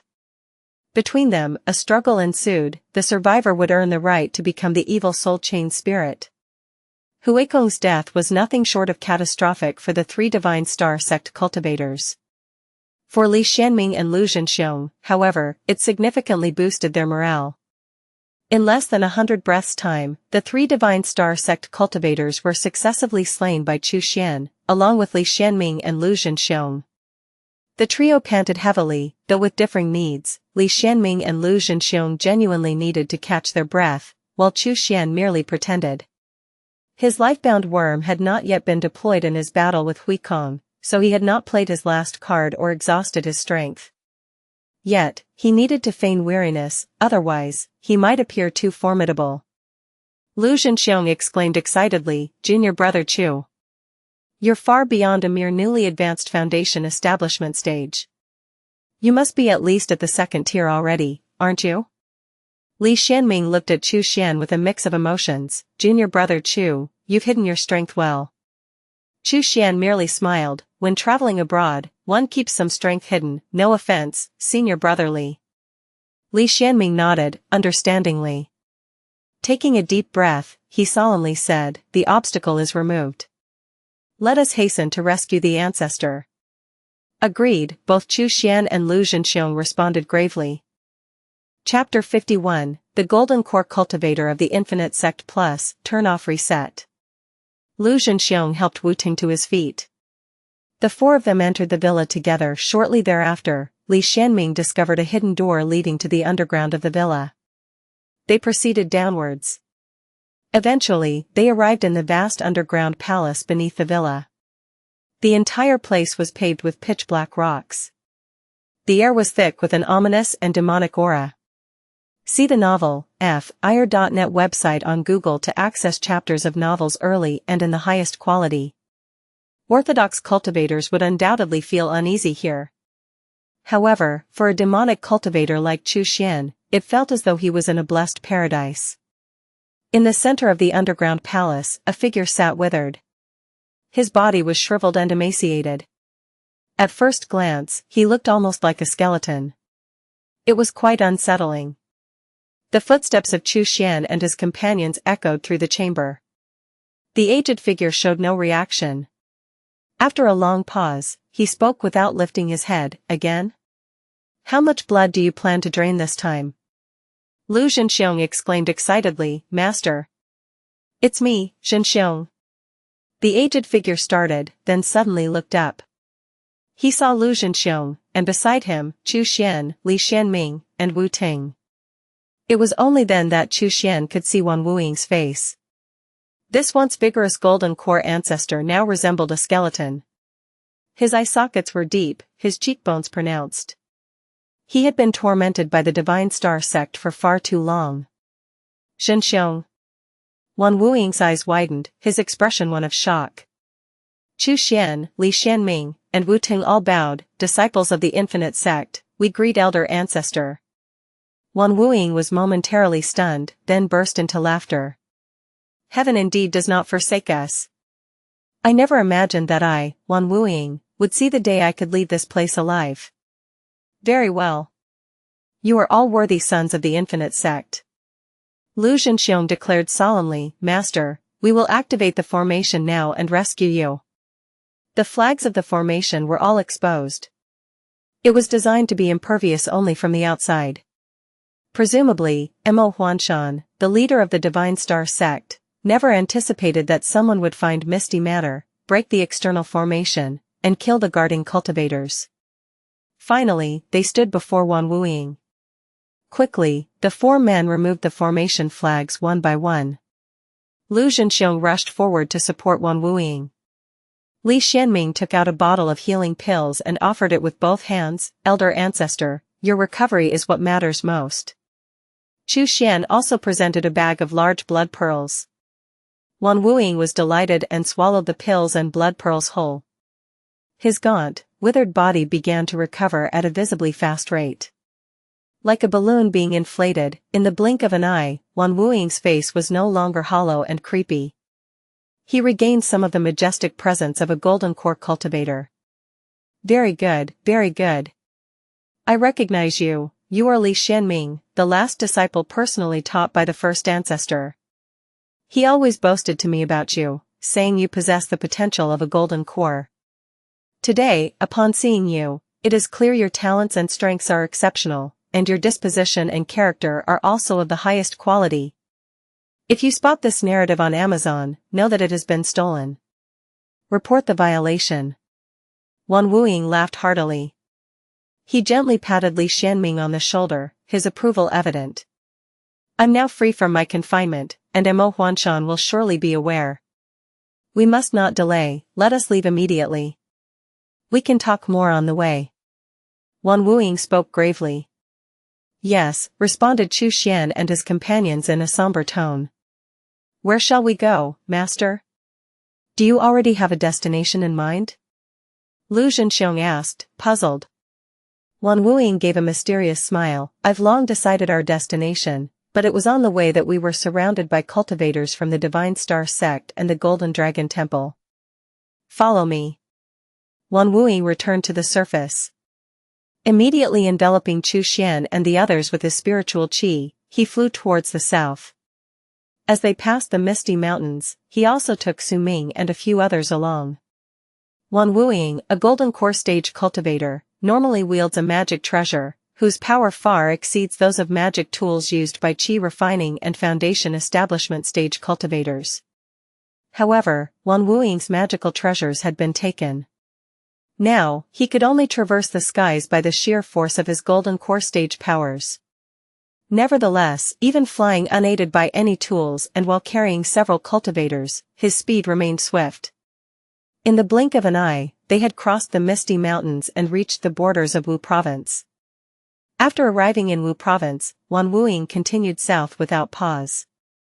Only when he spotted a mortal city in the distance did he stop.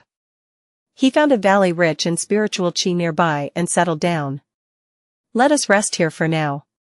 After instructing his disciples, Wan Wuying immediately sat down to meditate, absorbing the spiritual qi of heaven and earth. Chu Xian knew only that Wu Province was south of Tome Province, but he was unfamiliar with the specific conditions of Wu Province. For now, following Wan Wuying was his only option. However, with Wan Wuying, a golden core ancestor, to protect them, they could certainly feel much more at ease. Chu Xian cautiously circled the valley, setting up formations at every entrance and exit. This way, if anyone approached the valley, he would know immediately. When he returned to Wan Wuying's side, he found that Wan Wuying had already awakened and was talking with Lu Zhenxiong, Li Xianming, and Wu Ting. Xianming, during these days, there was also that little bald monk from the Golden Dragon Temple here, using fierce ghosts to temper his magic tools. That little monk was no ordinary opponent and even possessed evil-suppressing runes. How did you manage to defeat him? With a moment to spare, Wan Wuing looked at Li Xianming with a hint of curiosity and asked. Li Xianming gave an awkward smile and turned to Chu Xian, who had just returned. To be truthful, elder ancestor, it was not I who overcame Huikong, it was junior brother Chu. Lu Zhenxiong spoke respectfully. Master, the monk's name is Huikong. He was exceedingly cunning, only appearing when our spiritual qi was nearly depleted. The three of us could not defeat Huikong and nearly perished. It was junior brother Chu who bided his time and, with a thunderous strike, gained the upper hand and ultimately slew him. Wu Ting also bowed. Elder ancestor, that Huikong was incredibly powerful, and nearly succeeded in killing me. Had it not been for junior brother Chu's decisive strike, I would have died, and our rescue mission would have likely failed. Wan Wuing's gaze fell upon the youngest, Chu Xian, filled with astonishment. Li Xianming, he had met before. Lu Zhenxiong, a disciple he had nurtured for many years. Wu Ting, he recognized as an early-placed spy of the Infinite Sect. But this young man was a stranger to him. Could he have really killed Huikong? Chu Xian bowed respectfully. Disciple Chu Xian of the Infinite Sect, greets the elder ancestor. Chu Xian? Wan Wuing mulled over the name, unable to recall any memory of him. Lu Zhenxiong explained, Master, when our sect was destroyed, junior brother Chu was still at the qi refining stage. He has only risen to prominence after the fall, advancing to the foundation establishment stage. Wan Wuing was puzzled, but at the time of the sect's fall, Chu Xian, you must have been at least at the 8th or 9th level of qi refining. Among the disciples at that level, I do not recall seeing you. Chu Xian replied respectfully, at that time, I was only at the 4th level of qi refining. After the sect was destroyed, it seemed as though I had an epiphany, and my cultivation progressed by leaps and bounds. Moreover, I had some luck, acquiring numerous blood pearls and large blood pearls. It was only recently that I advanced to the foundation establishment stage. Wan Wuing listened, amazed. In just a few years, to surge from the 4th level of qi refining to the foundation establishment stage was no small feat. Li Xianming and the others had also personally confirmed that Chu Xian was the one who had dealt with the monk from the Golden Dragon Temple. Had it not been for Chu Xian's intervention, the mission to rescue him might very well have failed.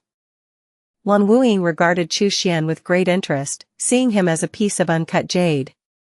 Such promising young disciples were rare these days.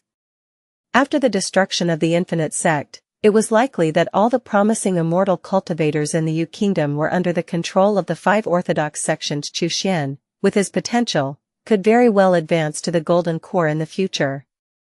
Such a disciple should be kept close and nurtured carefully. Wan Wuing smiled warmly. Chu Xian, would you like to take me as your master? Chu Xian immediately performed the ritual to acknowledge a master, respectfully saying, Elder ancestor above, accept your disciple's bow. Wan Wuing laughed heartily. Very good, very good. Having a disciple like you brings great comfort to my heart. Su Ming, Chen Guo, Wei Hua, and Bai Feng all watched this scene with envy. This was a Golden Core elder, a figure as elusive as a dragon, rarely seen by anyone. Yet now, he personally offered to take Chu Xian as his disciple because of his talents and strength. In the past, Chu Xian was merely a minor cultivator at the 4th level of qi refining. Such treatment was unheard of. Li Xianming watched this and felt a mix of emotions. Chu Xian's exceptional talents and strength clearly surpassed his own in Wan Wuing's eyes, which was why he offered to take him as a disciple first. His own position might be threatened in the future. He recalled how he used to call Chu Xian junior brother and arrogantly assigned him tasks like standing guard. Little did he know, Chu Xian's abilities were now on par with his own. He had been too proud and had underestimated Chu Xian. Wan Wuing chuckled. Xianming, now that the Infinite Sect is down to just one Golden Core cultivator, would you like to take me as your master? Li Xianming did not hesitate. He knelt on one knee and performed the ritual. Disciple Li Xianming, greets master. Wan Wuing turned to Wu Ting. Wu Ting understood immediately. Disciple Wu Ting, greets master. Wan Wuing nodded in satisfaction. He then looked towards Chu Xian. Xianer, you have the best potential, but Xianming, Wuting, and Zhenxiong have more seniority than you. From now on, Li Xianming is your eldest senior brother, Lu Zhenxiong will be your second senior brother, and Wu Ting will be your third senior brother. Wan Wuing chuckled, now, come and greet your 3 senior brothers. Yes. Chu Xian paid his respects to the 3 men in turn. With this, he was truly inducted under the banner of Wan Wuing, alongside his 3 senior brothers, led by Li Xianming. Chu Xian had no intention of positioning himself above Li Xianming as the eldest senior brother. He had long known that Li Xianming desired this role. Besides, his own experience was relatively limited compared to that of Li Xianming and the others, and he lacked the authority that the role of eldest senior brother would require. Forcing the issue would only lead to unnecessary complications. Lu Zhenxiong asked, Master, what are your plans now? Wan Wuing didn't answer immediately, instead, he smiled and countered, the 5 orthodox sects, which are they? This was a question every cultivator in Yu Kingdom knew. If you spot this tale on Amazon, know that it has been stolen. Report the violation. Lu Zhenxiong immediately responded, Divine Star Sect, Golden Dragon Temple, Mystical Sound Palace, Imperial Spirit Mountain, and Heavenly Seal Sect. Wan Wuing then asked, who now controls the 3 states originally belonging to our infinite sect? Lu Zhenxiong was taken aback, not knowing the answer to this. Li Xianming spoke solemnly, I know. Divine Star Sect has swallowed Tong Province, and Jiang Province has been split between Golden Dragon Temple and Mystical Sound Palace. The northern third of Wu Province, a populous and fertile land, went to Imperial Spirit Mountain. The southern 2/3 of Wu Province, a wilderness, was taken by the Heavenly Seal Sect.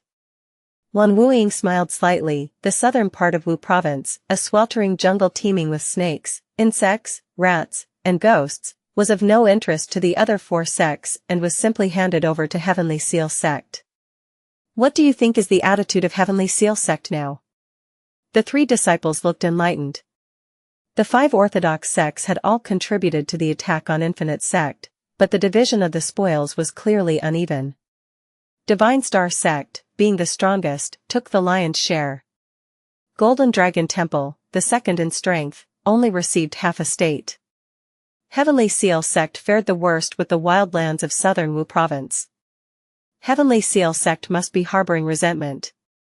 Chu Xian had already guessed Wan Wuing's target. Wan Wuing squinted his eyes and smiled, exactly, Heavenly Seal Sect. During the great battle against our infinite sect, 2 of Heavenly Seal Sect's golden core cultivators fell. Now they must also develop the wildlands of southern Wu Province, which requires more manpower. Joining Heavenly Seal Sect now is an excellent choice. Wu Ting expressed concern, but Master, we are demonic cultivators, will Heavenly Seal Sect accept us? Wan Wuing chuckled, there will be those who oppose recruiting us. But what of that? Do they not want the techniques and spells of the infinite sect? A golden core cultivator, for foundation establishment stage cultivators, and these G refining stage cultivators, don't they want them? Li Xianming and the others nodded in agreement. The benefits were too apparent to be simply handed over. Moreover, other sects had also accepted surrendering cultivators from the infinite sect. Golden core cultivators are the result of years of arduous cultivation, and to produce another would take 400 to 500 years. Thus, when such cultivators willingly offered their allegiance, enhancing a sect's strength at no additional cost, it was an opportunity not to be missed. One day later, under the leadership of Wan Wuing, the group headed straight for the nearest Heavenly Seal Sect branch. The main base of the Heavenly Seal Sect is located in Jin Province in the western part of Wu Province. Only after the fall of the Infinite Sect did the Heavenly Seal Sect dare to expand eastward and swallow up Wu Province. Despite the region being rife with evil spirits, ghosts, an abundance of snakes, insects, rats, and ants, and some local minor sects banding together to create obstacles, the expansion process was incredibly difficult. However, over the years, the Heavenly Seal Sect managed to establish 2 branches in Wu Province. The one Wan Wuing and his group arrived at was one of these, known as Flying Mountain Hall. Flying Mountain Hall was nestled among green mountains and clear waters, with lush cypresses and bamboo growing around it, presenting an elegant appearance at first glance. In reality, only this spot was considered serene. The surrounding area was infested with poisonous creatures and evil spirits. Without the efforts of the Heavenly Seal Sect's cultivators to clear the way, no mortal would dare establish a branch in such a place. From a high vantage point, there didn't seem to be many cultivators inside Flying Mountain Hall, mostly chi refining stage cultivators. The Foundation establishment stage cultivators were almost all immersed in their cultivation practices. The arrival of Wan Wuing immediately shook all the monks present. SEA the Nelfire.net website on Google to access chapters of novels early and in the highest quality. Who is in charge here? Bring him out, Wan Wuing demanded, looking around calmly. Moments later, a middle-aged cultivator hurried forward. Senior, you are. He immediately felt an immense pressure emanating from Wan Wuing, guessing at a glance that this might be a golden core cultivator. He dared not delay and bowed respectfully, addressing him as senior. I am Wan Wuing, a golden core cultivator, declared Wan Wuing. Tell the elders of the Heavenly Seal Sect that I wish to lead my Extreme Cave lineage to join the Heavenly Seal Sect. With a grand wave of his hand, Wan Wuing spoke calmly. The middle-aged cultivator was momentarily stunned. Wan Wuing? The name sounded familiar. Wait, wasn't Wan Wuing the Golden Core cultivator from the Infinite Sect who was reportedly slain by a coalition of the Divine Star Sect and the Golden Dragon Temple some time ago? Could this be the same Wan Wuing, a Golden Core demonic cultivator from the Infinite Sect? The middle-aged cultivator's eyes widened in shock. The middle-aged cultivator swallowed nervously. Not only he, but all the disciples of the Heavenly Seal Sect present also gulped in apprehension. With a Golden Core powerhouse right in front of them, they dared not point fingers or accuse him of being an unscrupulously evil demonic cultivator. After all, it would be effortless for such a being to obliterate everyone in the Flying Mountain Hall. Why are you not moving? Do you want me to kill a few to prove myself? Wan Wuing's voice carried a menacing humor. The middle-aged cultivator, as if his tail were on fire, quickly pulled out a long-distance transmission jade. Jade, just a moment, please. I'll inform my master right away. Ordinary transmission jades had limited range, but a long-distance transmission jade could cover up to 100,000 li, encapsulating virtually all of Yu Kingdom, an exaggeration, but it certainly could cover a significant part of Jin Province and Wu Province. The cultivator hurriedly relayed the situation to the main temple in detail. After a moment, he turned back to Wan Wuing with great respect. Senior Wan, and all from the Infinite Sect, please wait here. Our Heavenly Seal Sect's Golden Core ancestors will arrive within half a day at most. Wan Wuing corrected him calmly, you are mistaken, it is Extreme Cave. Yes, Extreme Cave. Extreme Cave. The middle-aged cultivator quickly corrected himself. Chu Xian listened thoughtfully. The Infinite Sect had 10 Golden Core ancestors, each possessing their own cave abodes. Normally, they were spread out, each independently recruiting disciples. They only gathered together in times of crisis or during major ceremonies. Wan Wuing's cave was known as Extreme Cave. Clearly, Wan Wuing's deliberate omission of Infinite Sect and only mentioning Extreme Cave was to disassociate from the Infinite Sect and avoid giving his enemies any leverage. This was the first step in a demonic cultivator's attempt to cleanse his reputation. Go about your business, I'll wait here, Wan Wuing said calmly. Yes, the middle-aged cultivator nodded fervently. Chu Xian and the others stood in the plaza, while the disciples of the Heavenly Seal Sect went about their tasks, keeping their distance. Half a day later, a streak of light appeared from the horizon. Old Ghost Wan. What brings you to my Heavenly Seal Sect? Not afraid of death, are you? A cold, mocking voice came from the sky. Wan Wuing chuckled strangely, it's you. Well, not to be impolite, but even if your Heavenly Seal Sect sent 2 Golden Core cultivators, they wouldn't be a match for me. What do I have to fear? The figure appeared on the ground in the blink of an eye. Chu Xian looked closely and saw that the newcomer was a middle-aged cultivator with a refined appearance. Dressed in blue robes and a belt around his waist, which upon closer inspection turned out to be a slender green snake. Ha ha ha, old Ghost Wan, you're still as merciless in your speech as ever, the elegant cultivator laughed heartily. Showing off everywhere with your green snake, huh? Wan Wuing sneered mockingly. This story has been taken without authorization. Report any sightings. The elegant cultivator chuckled lightly, it's just a small hobby of mine. He pointed towards the main hall, old Ghost Wan, let's talk inside.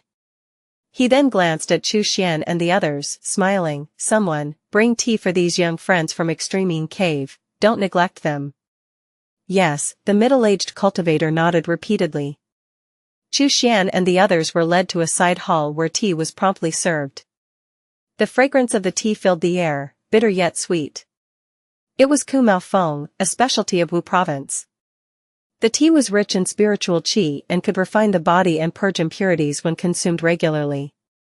Of course, it couldn't compare to the effects of medicinal pills, but many cultivators favored it as a gift to others. When the Infinite Sect was still around, Chu Xian had once received a small jar of it and thought he would never taste it again in his lifetime. Yet, here it was once more. Do you think this will work? Wu Ting sipped his tea and whispered, that refined-looking senior seems to have some rapport with our master. Li Xianming calmly responded, that golden core senior is named Zhao Wuya. He has always disliked the domineering ways of the Divine Star Sect. The Heavenly Seal Sect sending him over likely indicates a willingness to negotiate. Lu Zhenxiong nodded in agreement. When Senior Zhao spoke, he also made no mention of the Infinite Sect, only referring to Extreme Cave. If the Heavenly Seal Sect had no intention of accepting them, they would have sent several golden core cultivators to eliminate them right away instead of just one man to welcome and entertain them. After 2 tense hours of waiting, there finally was a resolution. Wan Wuing and Zhao Wuya entered the side hall with a lively discussion, like old friends who hadn't spoken for years. Wan Wuing commented, Old Zhao, that green scale snake of yours has a pure bloodline, you should cultivate it well, don't waste its potential. I have the proper methods for raising it, here, take them. Zhao Wuya responded with modesty, you're too kind, as he slipped the pages into his pocket. Seeing this interaction, Chu Xian and the others felt a relief wash over them. Zhao Wuya looked toward Chu Xian and his group, his gaze finally resting on Li Xianming. You must be Li Xianming, achieving so much at such a young age. When I was your age, I was still at the 7th or 8th level of qi refining.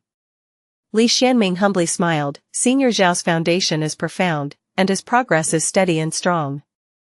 I merely acted rashly and without much forethought. Zhao Wuya laughed heartily, you have a way with words. He then became reflective, it was you who led the team to rescue old Ghost Wan from Misty Manor, wasn't it? Well done. As a disciple, to have such awareness, you are destined to be a great figure in Yu Kingdom. Zhao Wuya continued with enthusiasm, my subordinates just brought news that Huikong from the Golden Dragon Temple is dead. That was your doing as well, right? Well done, well done. It doesn't matter if you've lost more than one before, what matters is who gets the last laugh. Li Xianming, initially pleased, suddenly looked embarrassed. Zhao Wuya paused, puzzled, what, wasn't it you? Wan Wuing burst into laughter, oh, Zhao Wuya, you always boast about your strategic foresight, but it seems you've guessed wrong this time. Zhao Wuya scratched his head somewhat discomfited, then who could it be? Lu Zhenxiong? Your disciple? Wan Wuing shook his head again. Zhao Wuya turned to Wu Ting, surely not.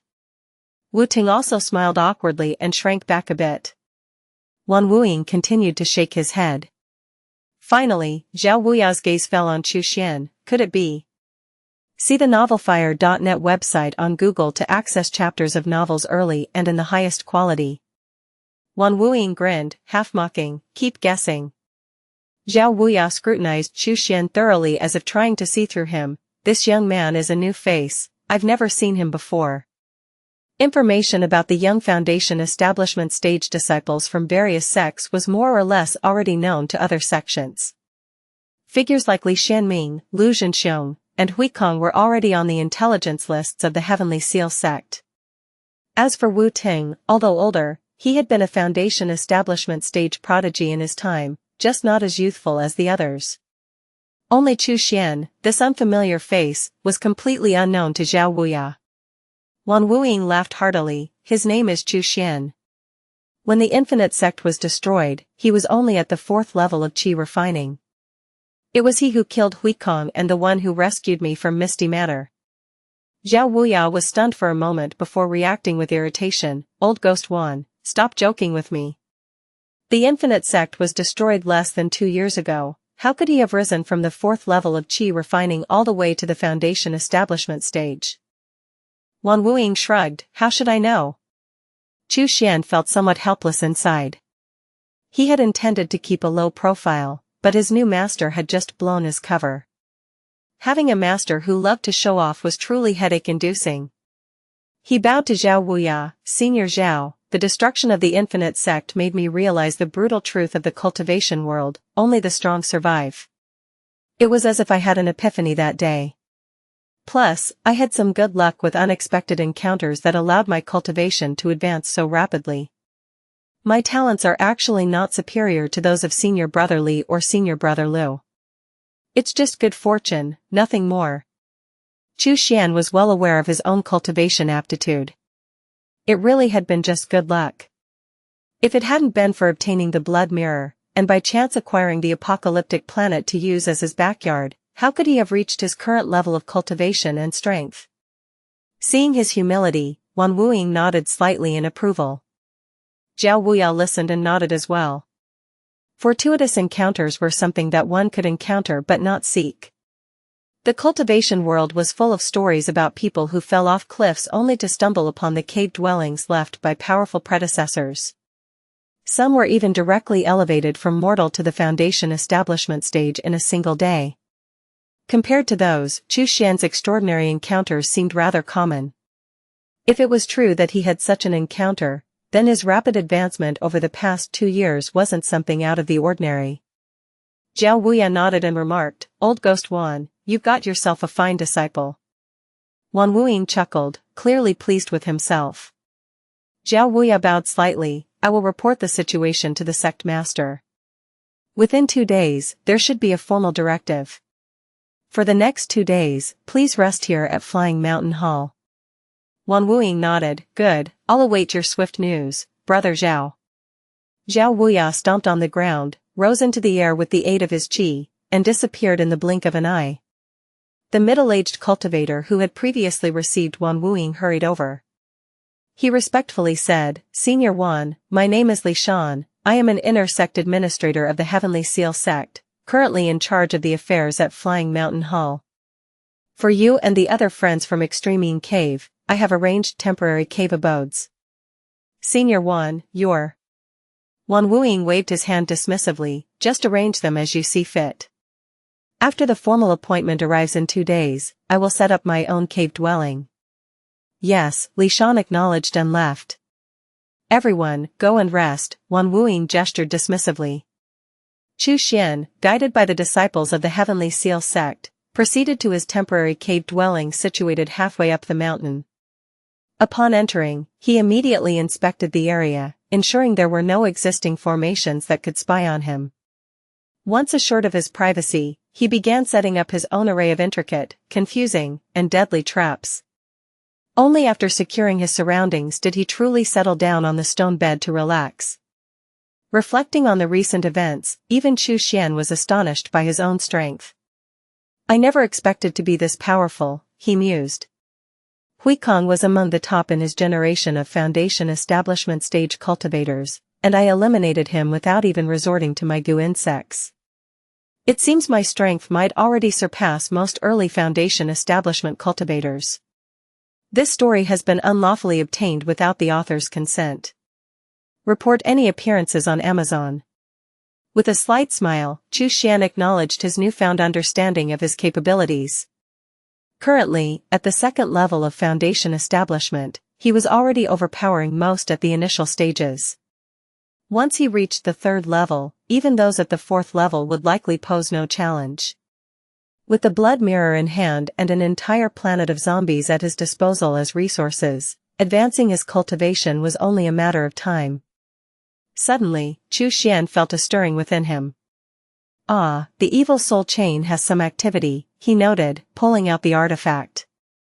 The souls within the evil soul chain, particularly the restless souls he had intended to stabilize, were always problematic. Initially, he had planned to use Xianxia's soul for this purpose, but after acquiring Huikong's soul, he had thrown it into the mix as well. Now, a battle had been waged between the two souls, and a victor had emerged. Roar! A triumphant roar echoed from within the evil soul chain. Looking closely, Chu Xian saw Huikong's soul viciously tearing apart Xianxia's soul and devouring it swiftly. Activating the evil soul chain, Chu Xian summoned Huikong's soul. Now reduced to a mere soul, Huikong's eyes burned with a ferocious and bloodthirsty light, devoid of any human rationality. The soul lunged at Chu Xian, but with a thought, Chu Xian sharply tugged on the evil soul chain. Crack! The pain caused Huikong's soul to grimace, his spirit form dimming significantly. Yet, undeterred, he continued his fierce assault. Crack! The evil soul chain whipped again, and Huikong's spirit dimmed even further. After a dozen more lashes, Huikong's form was so faint it was nearly transparent, on the verge of dissipation. Chu Xian frowned, realizing he must stop, any more could destroy Huikong's soul entirely. Yet, at that moment, Huikong's gaze finally softened, subdued. Satisfied, Chu Xian nodded. It was done. Huikong's now violent and ruthless nature made him an ideal soul for the evil soul chain. Should Chu Xian capture more cultivator souls in the future, he could simply feed them to Huikong for enhancement.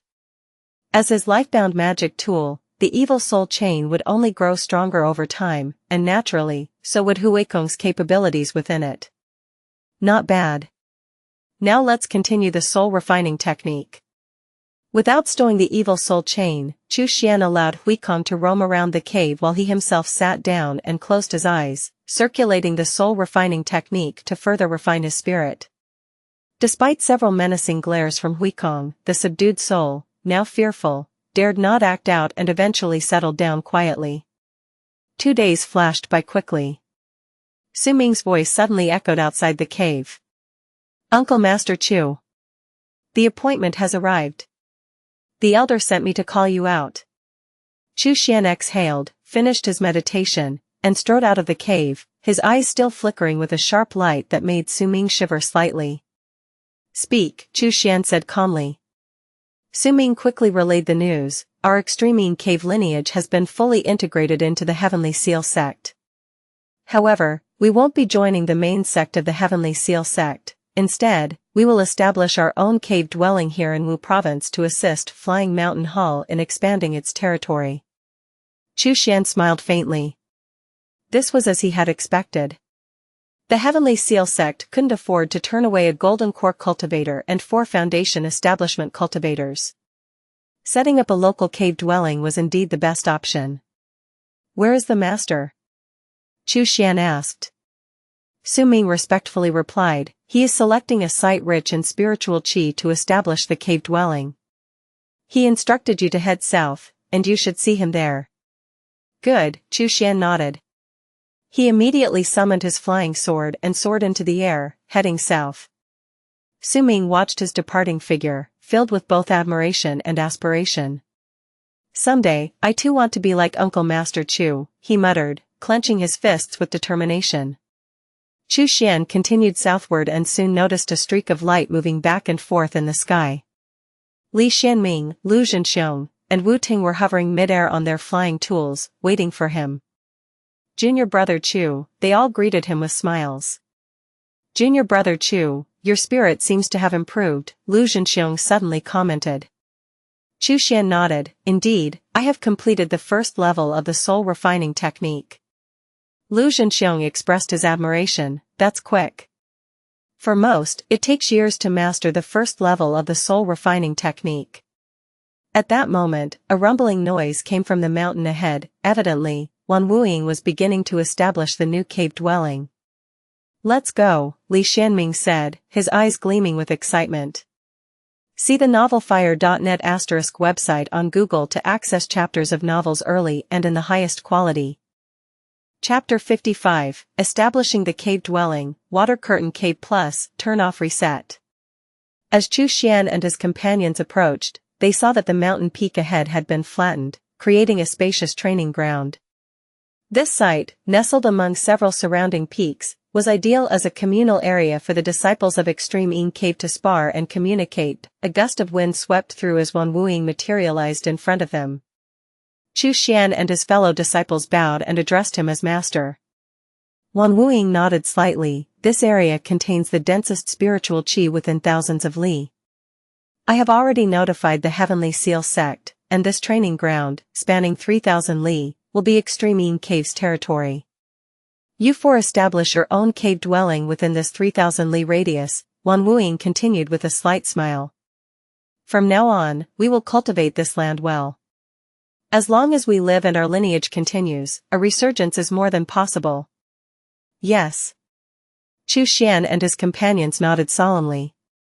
Wuxia went on, start by establishing your cave dwellings. I will negotiate with the Heavenly Seal Sect for the various cultivation resources you need. They need our strength and dare not refuse. Once we're settled, we'll begin relocating mortals here and incorporate these barbaric lands beyond civilization into Extreme Yin Cave's domain. Only then will we truly be established. Chu Xian nodded deeply in agreement. This strategy mirrored the old ways of the Infinite Sect. Once one became an inner disciple, hundreds of mortal servants were always at hand, their sole purpose to prepare meals, clean dwellings, and so forth for the sect's disciples. Cultivators were essential, but these servants were also indispensable. Furthermore, many of the ingredients needed for pill concoctions and materials required for crafting were gathered by mortals. Only the most precious resources demanded the personal attention of cultivators. Also crucial were the spirit seeds, mortals born with spiritual roots, who would be tested and then join the sect to train and potentially become its new disciples. Those with lesser talents might leave the sect to start families, whose offspring were more likely to become spirit seeds themselves, creating a beneficial cycle that would ensure the sect's prosperity and growth.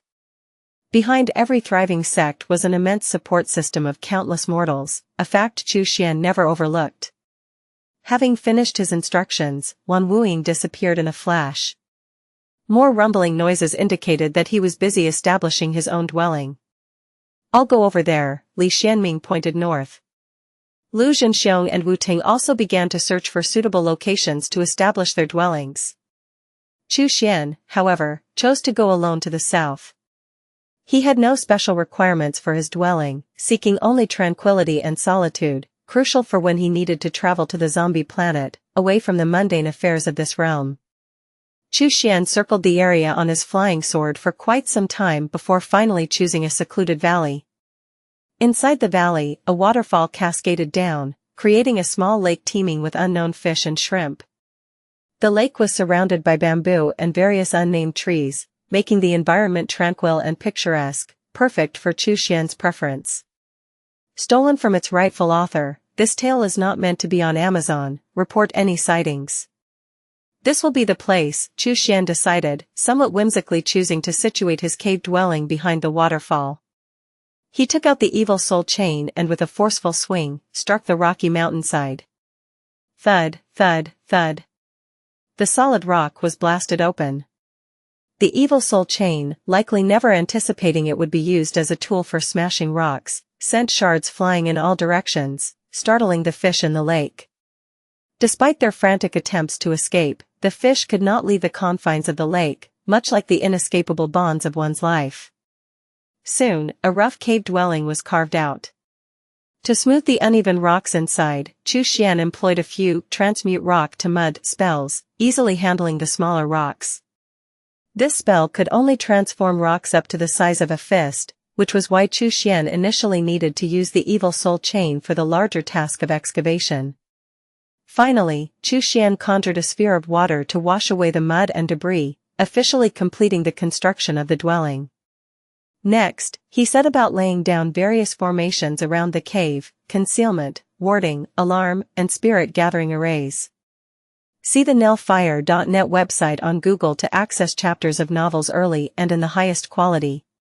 These were tasks Xianxia was adept at. Within an hour, he had secured the valley with these defensive and utility formations. Unless a golden core cultivator intervened, no foundation establishment stage cultivator could breach these defenses in a short time. Pity I still lack a formation soul to guard the place, Xianxia thought. With a formation soul, even in my absence, the safety of the cave dwelling could be ensured. He made a mental note of this requirement before heading back inside. The cave dwelling itself was simple, comprising only a cultivation room, an alchemy room, a tool forging room, and a spirit plant room, currently all quite sparse. Xianxia did not plan to store anything valuable here. It was more about maintaining appearances. Just then, a voice echoed from outside. "Junior brother Chu, where are you?" It was Lu Zhenxiong's voice. Xianxia mounted his heavenly star flying sword and flew to the entrance of the cave. Sure enough, he saw Lu Zhenxiong and the other two approaching together. Have all three senior brothers successfully established their cave dwellings? Xianxia asked with a smile as he bowed courteously. Lu Zhenxiong laughed heartily. What difficulty could there possibly be in establishing a dwelling? It is naturally straightforward. Wu Ting looked down at the valley below and remarked, "Junior brother Chu, you chose this place?" "Quite splendid indeed, a scene of remarkable beauty." Li Xianming smiled. "What name have you given to your cave dwelling, junior brother Chu?" After a moment's thought, Xianxia replied with a smile, "The Water Curtain Cave." All three brightened at the name, an excellent name, carrying a touch of ancient charm. The four conversed freely, and through this exchange, Xianxia also learned about the locations and names of their respective dwellings. As dusk fell, they finally parted ways. Xianxia returned once more to the Water Curtain Cave. This time, he activated all the formations. Seated on a stone bed, he reflected on recent events. This time, my gains have been substantial. Most importantly, I have pledged allegiance under Wan Wuying and successfully cleansed my identity, transforming into a disciple of the Heavenly Seal Sect. Henceforth, I am no longer a demonic cultivator pursued by all. Additionally, the evil soul chain now possesses a soul, adding significantly to my arsenal with Huikong's fierce spirit. Next, there is the second transformation of the Gongxi. I will need to spend more time nurturing it into my life-bound goo insect. Finally, I have also acquired several Foundation Establishment Cultivators storage bags, including those of Sunshur and Huikong. I have perused those of Sunshur and others but have yet to examine Huikong's. Chapter 56, the top-grade defensive magic tool, the Merit Bell. Plus, turn-off reset. Xianxia then took out Huikong's storage bag. After slaying Huikong, he immediately entered the underground palace to rescue Wan Wuying, and then quickly left Misty Manor for Flying Mountain Hall. He had hardly had any downtime until now. Huikong's storage bag was extraordinary. Qi refining stage cultivators generally used low-grade storage bags, with a space of only about 1 cubic meter. Foundation establishment stage cultivators usually had medium-grade storage bags, offering 10 cubic meters of space. However, Huikong possessed a high-grade storage bag, providing a whopping 100 cubic meters. It is well known that spatial magic tools are more valuable than other types such as offensive, defensive, or flying magic tools, due to their unique nature.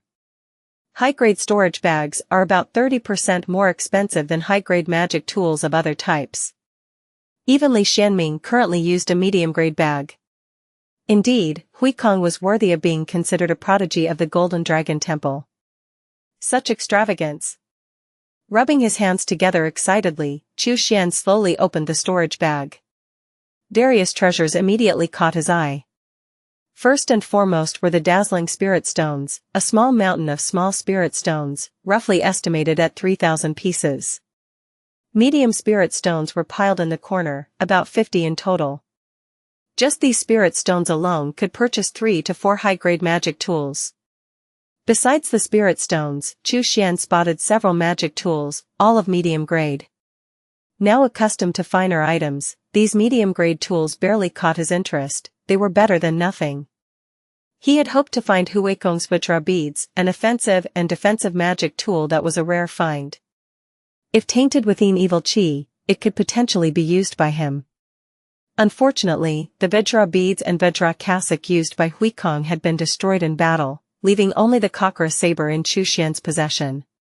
Although the saber crafted by the monks of the Golden Dragon Temple was exceptionally fierce, he found it difficult to control, only able to unleash 30% of its power. Golden Dragon Array, Ghost Repelling Array, Evil Expelling Array. These formations are quite good, but I have no use for them. I'll find an opportunity to sell them. Foundation Establishment Stage Array Formations Detailed Analysis. This is useful. Is that a box of Earth Evil pills?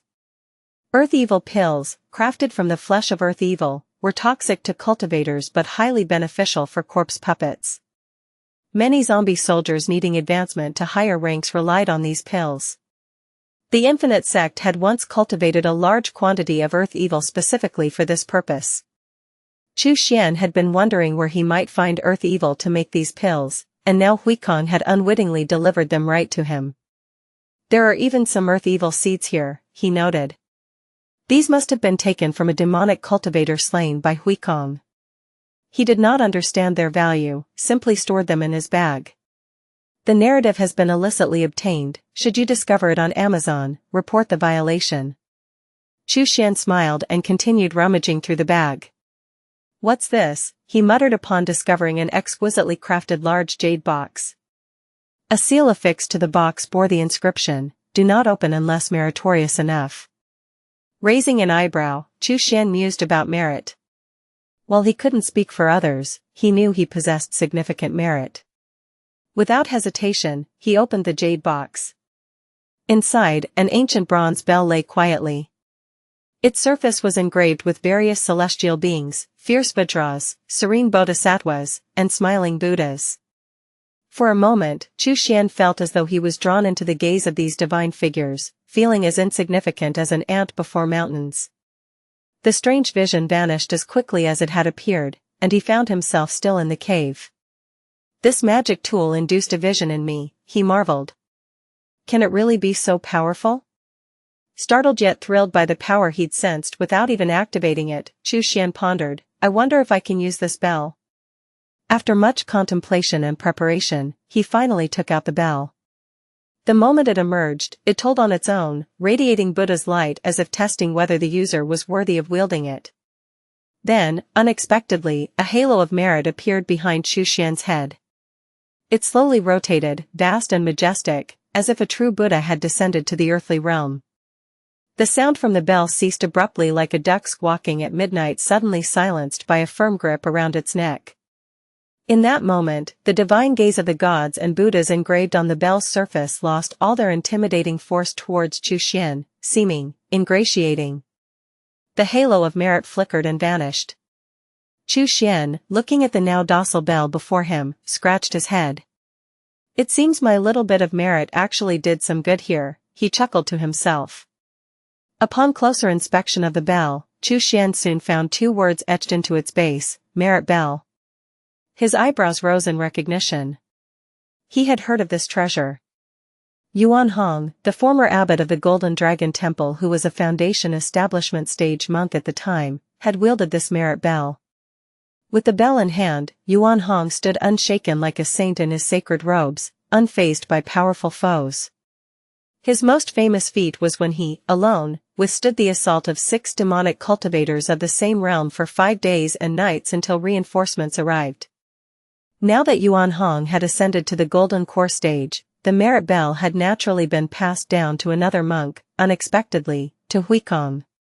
Clearly, Huikong's merits had been insufficient, otherwise, he would have utilized the merit bell in their previous battle. The merit bell was a top-grade magic tool, and if truly operational, even all 4 of them together could not breach its defenses. Excellent. Others can hardly make it. I can do it easy. Xian couldn't help but laugh. What a fortuitous turn of events. The Golden Dragon Temple could never have imagined that a demonic cultivator's merit would be profound enough to activate the merit bell. He glanced affectionately at Huikong, who appeared utterly bewildered, now devoid of his past life's memories and only filled with awe towards Xianxia. "Oh, Huikong, you really have done me a great favor." Xianxia spent some time reviewing everything in Huikong's storage bag and finally nodded in satisfaction. The merit bell, earth evil pills, and over 3,000 small spiritual stones were the greatest treasures he had gleaned from Huikong's possessions. After a brief moment of joy, he began to plan his next steps. First, cultivate my life-bound goo insect. Second, replenish my reserves of evil chi and large blood pearls. Third, find a powerful creature to serve as the main soul for my formation. Fourth, focus on cultivation to break through to higher realms. Each task is urgent. It's perfect to use the differing time flows between the two worlds to accelerate my progress. Xianxia took out the energy-filled blood mirror and immediately activated it, ready to harness its powers for the tasks ahead. See the novelfire.net website on Google to access chapters of novels early and in the highest quality. Back on Blue Star, at the Haotai Hotel, Xianxia found himself once again in this familiar place. He appeared on the rooftop, preferring the open view here to the confines of a hotel room. No sooner had he materialized than he heard whose joyous roars. A robust figure charged towards him like a tank, reaching him in the blink of an eye. The large head affectionately rubbed against Xianxia, a peculiar sight to the uninitiated but sincere gesture of affection from a corpse puppet. Xianxia nodded with a smile. "How have you been while I was away?" Whose response was an animated mix of roars and gestures. He pointed east, then west, hopped around, and ran about, a picture of expressive enthusiasm. Of course, Xianxia couldn't understand any of it just by looking. It was through their spiritual connection that he grasped whose conveyed thoughts. "As I thought, everything is mostly normal, though there was a minor incident," Xianxia murmured with a nod. Through whose thoughts, Xianxia learned about a dual-headed python that had appeared in East Lake City. The creature, over 20 meters long, had dominated the area, killing many supernatural beings around it. A couple of months ago, it had wreaked havoc in East Lake City itself, causing heavy losses to the Black Blade Security Company, which had to call for military assistance from the neighboring Linjiang forces. The python had also foolishly attempted to enter Xianxia's evil soul-snatching array. It had fled shortly after entering, seemingly affected slightly by the array. Who had clashed with the python, beating it severely until it fled with a severed tail. Whether it had escaped into the Dragon River or was hiding somewhere deep in East Lake City to recover was unknown. Now, hundreds of Linjiang soldiers were scouring the waters of East Lake City for any sign of the python. Hu and Bao had encountered them but always swiftly disappeared into the shadows. The soldiers had not even detected their presence. Xianxia found the dual-headed python intriguing. The supernatural creatures of Blue Star seemed quite different from the demonic beasts of mystic Azure Realm. A typical demonic beast entering his evil soul-snatching array would have been absorbed as nourishment by the array. Yet, this python had managed to survive, albeit briefly, which was surprising. Its soul might possess unique properties. If extracted, it could potentially serve as the main soul for his array. However, there was no rush. Since the Linjiang army squad had not yet left East Lake City, it indicated that the python was likely still somewhere nearby. A mere dual-headed python, no matter how strong, could not surpass a Foundation establishment stage cultivator. When he had time, he would simply capture it, no need to prioritize it as an urgent matter. "Where is Bao?" Xianxia casually inquired. "Roar, roar, roar." Hu pointed north. Xianxia nodded, understanding that Bao had gone out to forage. The zombies of East Lake City had been wiped out during the last zombie tide. Over the past year, although other zombies had wandered in from nearby cities, their numbers were relatively sparse. Consequently, Hu and Bao had ventured to neighboring cities like Two Dragons City to feed. Ensure your favorite authors get the support they deserve. Read this novel on the original website. Xianxia was confident in their strength. The real concern was for the zombies in those other cities. Stay here and guard, Chu Xian instructed casually. Roar. Hu thumped his chest solemnly. Settling down, Chu Xian began the process of cultivating his lifebound goo.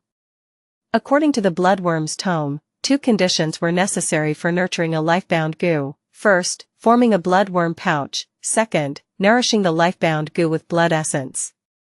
Now that the bloodworm pouch had formed, Chu Xian needed to feed the blood steel wire with his blood essence. Gongxi, come forth, he called softly. A slit opened in his palm, and Gongxi wriggled out, affectionately brushing against his arm. Chu Xian forced out 3 drops of blood essence, his complexion turning immediately pale. The blood steel wire, as if sensing a feast, quickly approached and swiftly consumed the blood drops. Sigh. The production rate of blood essence is really slow, Chu Xian lamented. On average, it seems I can only produce 1 drop every 3 days. He shook his head, resigned. He couldn't afford to give too much blood at once, as it might overfeed the blood steel wire. A month passed in the blink of an eye. With 1 drop of blood every 3 days, plus the initial 3 drops, Chu Xian had fed the blood steel wire a total of 13 drops of blood. The connection between him and the blood steel wire grew tighter by the day.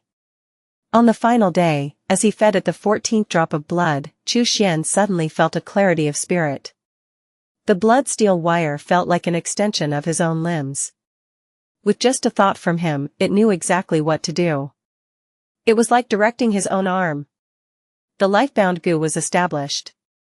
With this, the blood steel wire's combat capabilities were greatly enhanced, and the likelihood of backlash was significantly reduced. However, should the blood steel wire suffer injury, Chu Xian would feel it as if it were his own, experiencing significant trauma. This was a similar experience to what Wu Ting endured when his brain-eating mother worm was killed by Huikong, which caused him nearly to faint from the backlash of his lifebound goo being destroyed. Chu Xian gently caressed the steel wire, his face breaking into a satisfied smile. My decision was indeed correct. Cultivating a lifebound goo takes too much time, it cannot be done in Mystic Azure Realm. Regrettably, the blood steel wire egg I previously planted not only failed to hatch but also perished.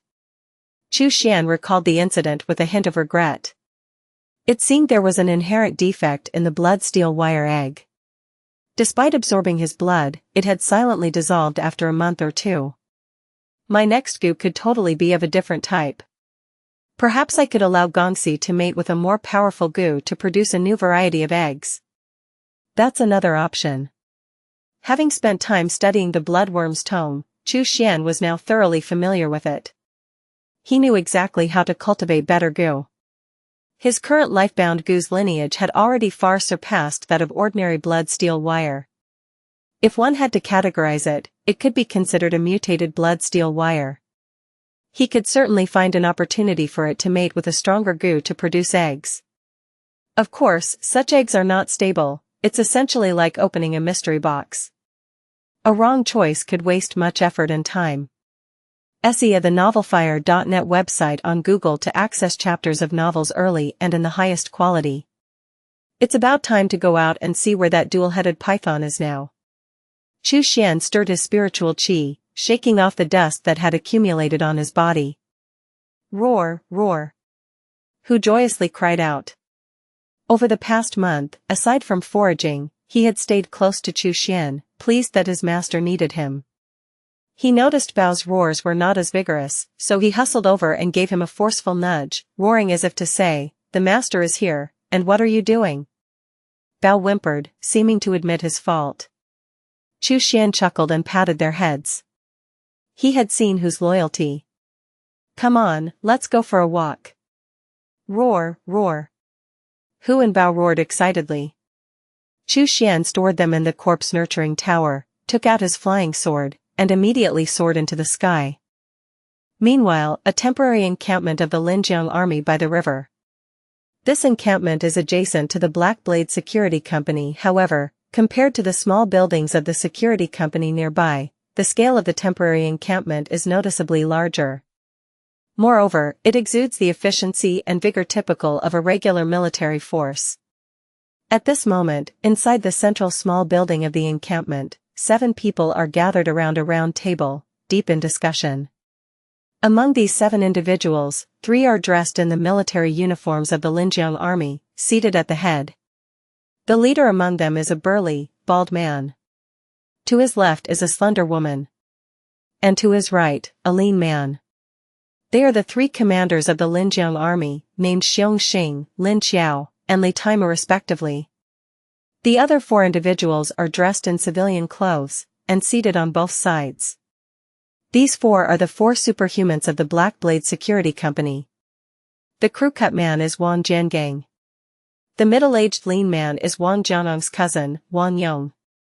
The stout man is Tang Jinchuan. The middle-aged one-armed man is Song Dei. I still believe that, given the number of our personnel, it is impossible to intercept the twin-headed python from entering the lower reaches of the Dragon River. We must request reinforcements from headquarters. Li Tame said sternly. Do not forget, that python broke through the blockade formed by the 5 of us and over 300 Linjiang soldiers.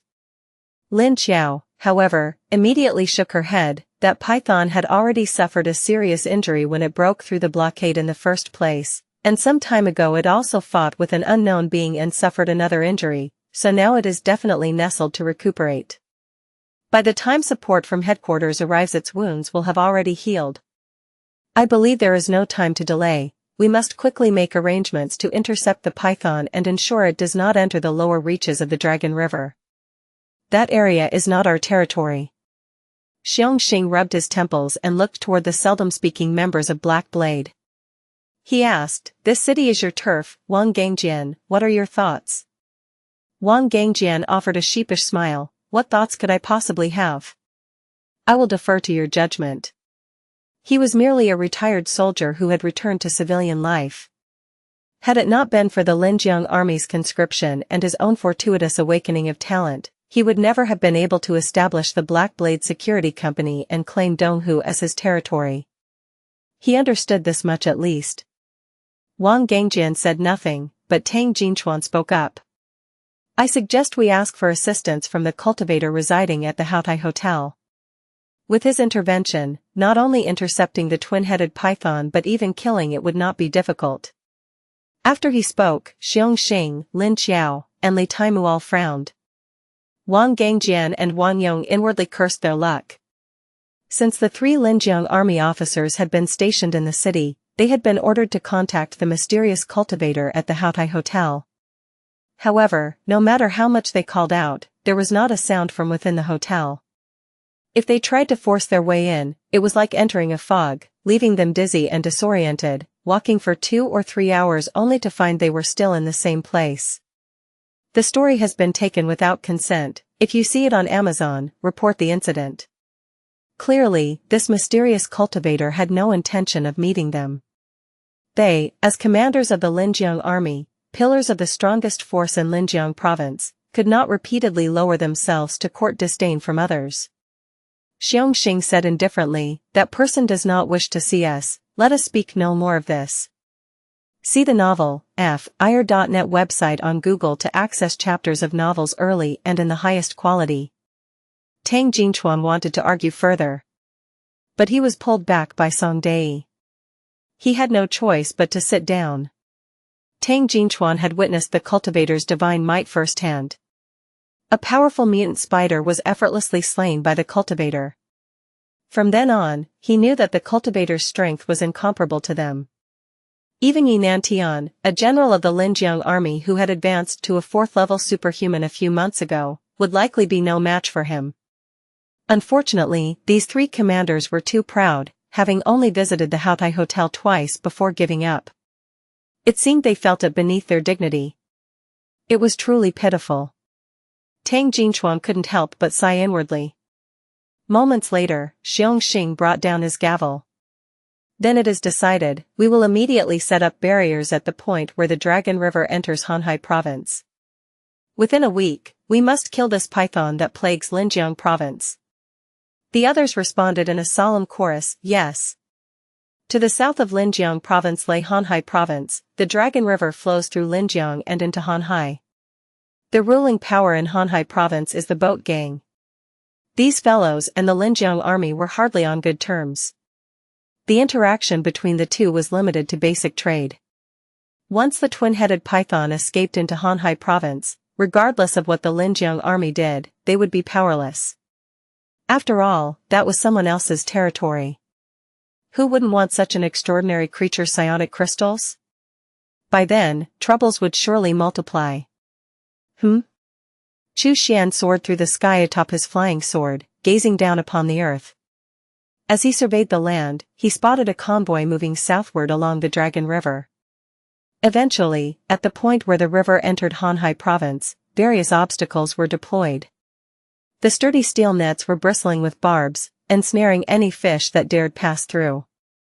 These devices were clearly the work of the industrially capable Linjiang army. Chu Xian looked on with interest. It seemed the Linjiang army was preparing to intercept the twin-headed python. Coincidentally, he too was curious whether this python qualified as the main soul for his formation. If it proved unworthy, there would be no need to waste more time, he could leave the matter to the Linjiang soldiers. At that moment, a muffled explosion emanated from the city. Clearly, a group of Linjiang soldiers had commenced their assault. It seems the army has already found its hiding spot to recuperate, Chu Xian noted with a light smile. Around East Lake City, fierce combat erupted. The giant snake's tail lashed violently, each strike stirring up monumental waves. Trees along the shore were not just shaken but swept away entirely. Numerous Linjiang soldiers, even those of the first-level superhuman rank, could not withstand the devastating power of the snake tail, being pulverized instantly. Chu Xian watched their battle with interest. The combat between superhumans and supernature creatures was markedly different from the disputes among cultivators. The cultivation and combat systems of cultivators had been passed down for countless years and were well established. Yet, on this planet, the psionic outbreak had only begun a little over 5 years ago. For the superhumans, everything was a fresh challenge to be figured out. Their method of combat was quite peculiar. One moment, they utilized the psionic power within their bodies, the next, they resorted to small kinetic weapons like firearms. To Chu Xian, it all seemed rather childish. Having reached the foundation establishment stage, he was already immune to ordinary firearms. Only missiles or more advanced nuclear weapons could pose any threat to him now. Did that hurt?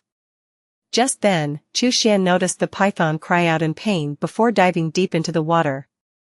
From the splash it made, it was clear the creature had entered the Dragon River, rapidly swimming downstream. So far, I've seen nothing interesting. Let's watch a bit longer. Chu Xian shook his head. It seemed this little python was destined to disappoint him. The wake trailed southward. Clearly, a colossal creature was fleeing along the Dragon River. The physical capabilities of supernatural beings had been enhanced in every aspect, yet, intelligence was not easily gained.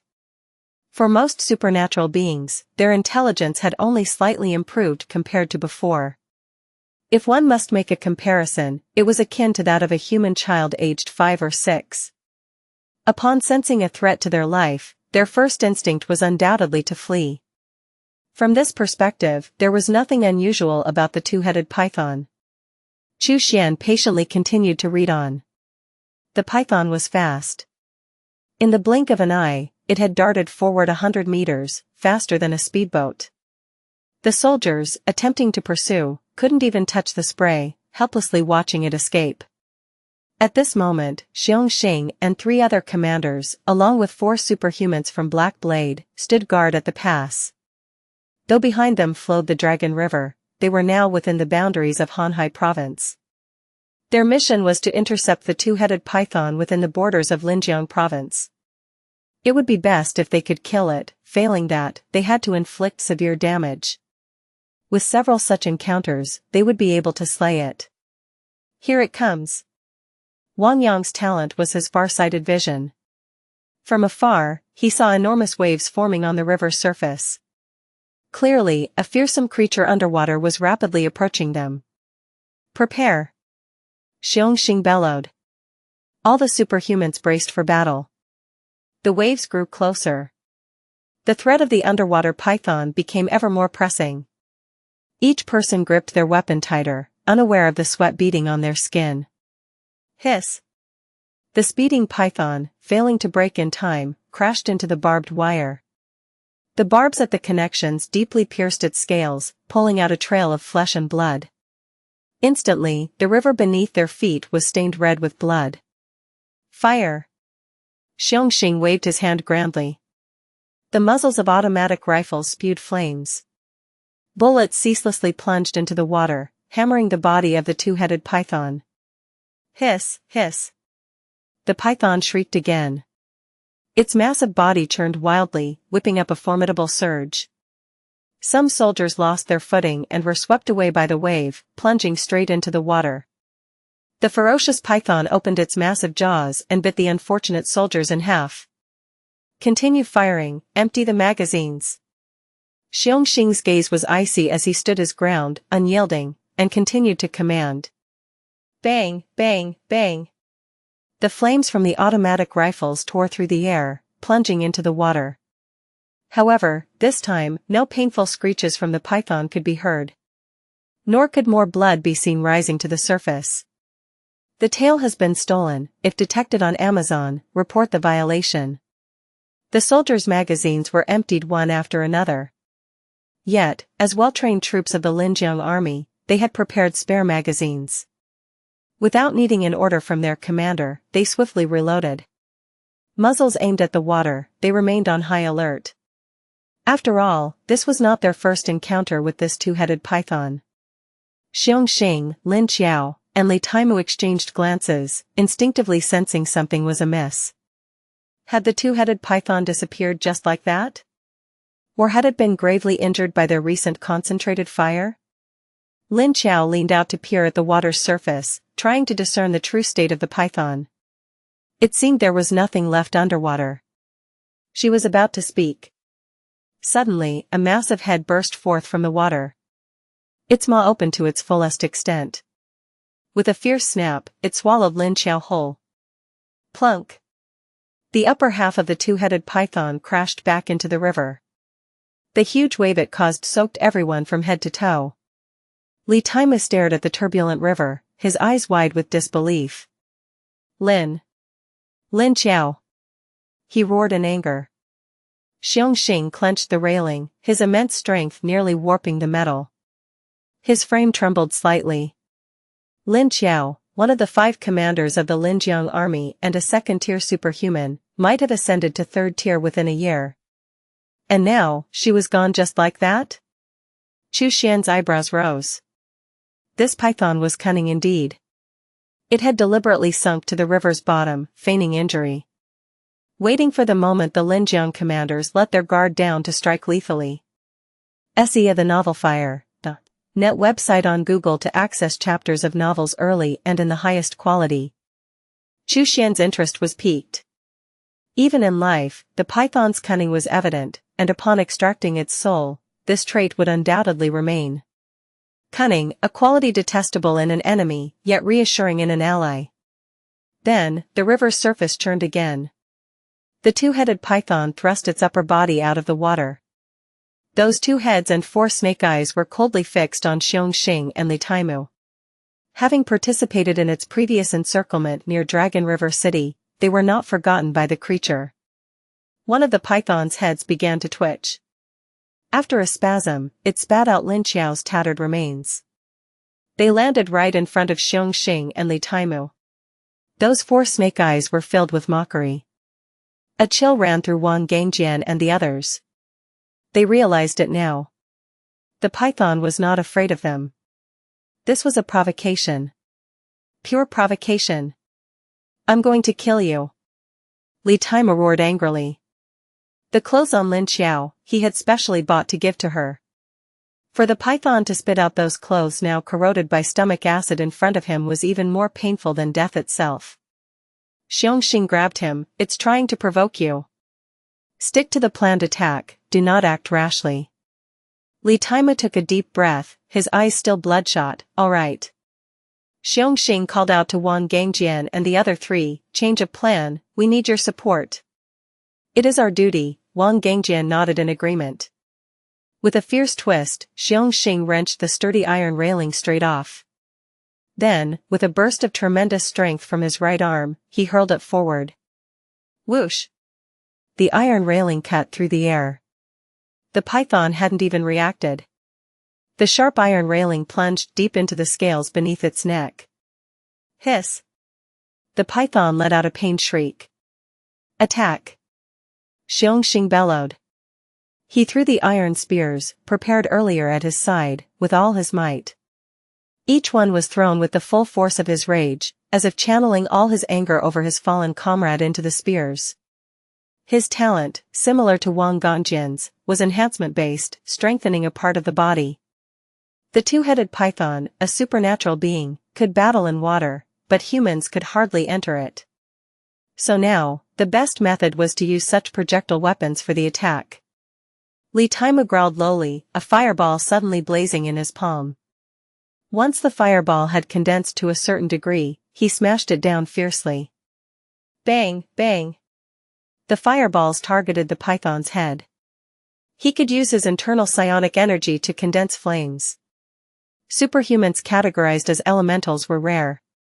With the two commanders leading, the other superhumans and soldiers also launched their attacks. Bullets poured down. Psionic energy burst forth. Chu Xian, overseeing everything, was brimming with interest. He noted that most superhuman talents awakened were of the enhancement type. That is, enhancing a particular organ or part of their body.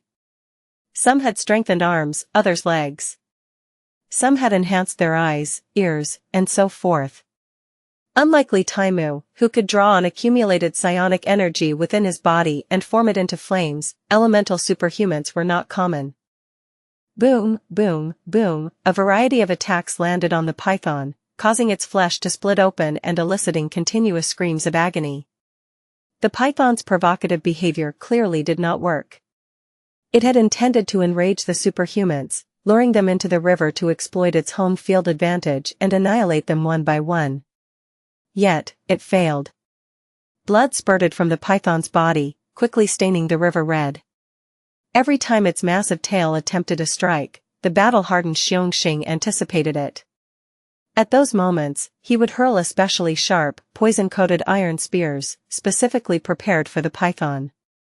These potent poison spears forced the python to retract its massive tail defensively. After a chaotic battle, the python was left with numerous wounds, and a third of its scales were shattered. However, from the human superhuman side, only 3 Linjiang army soldiers and 6 members of the Black Blade Security Company had fallen. Under the fierce firepower, the python's screams continued, seemingly powerless to retaliate. At this rate, the scales of battle would completely tip in favor of the superhumans. A fierce light flashed in the eyes of Xianxia and Taimu. They sought vengeance for their fallen comrades. In the clouds above, Chu Xian watched, yawning continuously. Until now, the python had not shown any traits that impressed him, except for its cunning nature which had piqued his slight interest. However, at this moment, Chu Xian suddenly felt a familiar fluctuation from within the python's body. This is...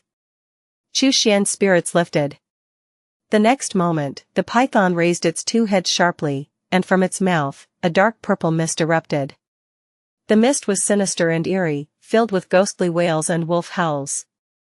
If one listened closely, it was enough to send a shiver through the soul.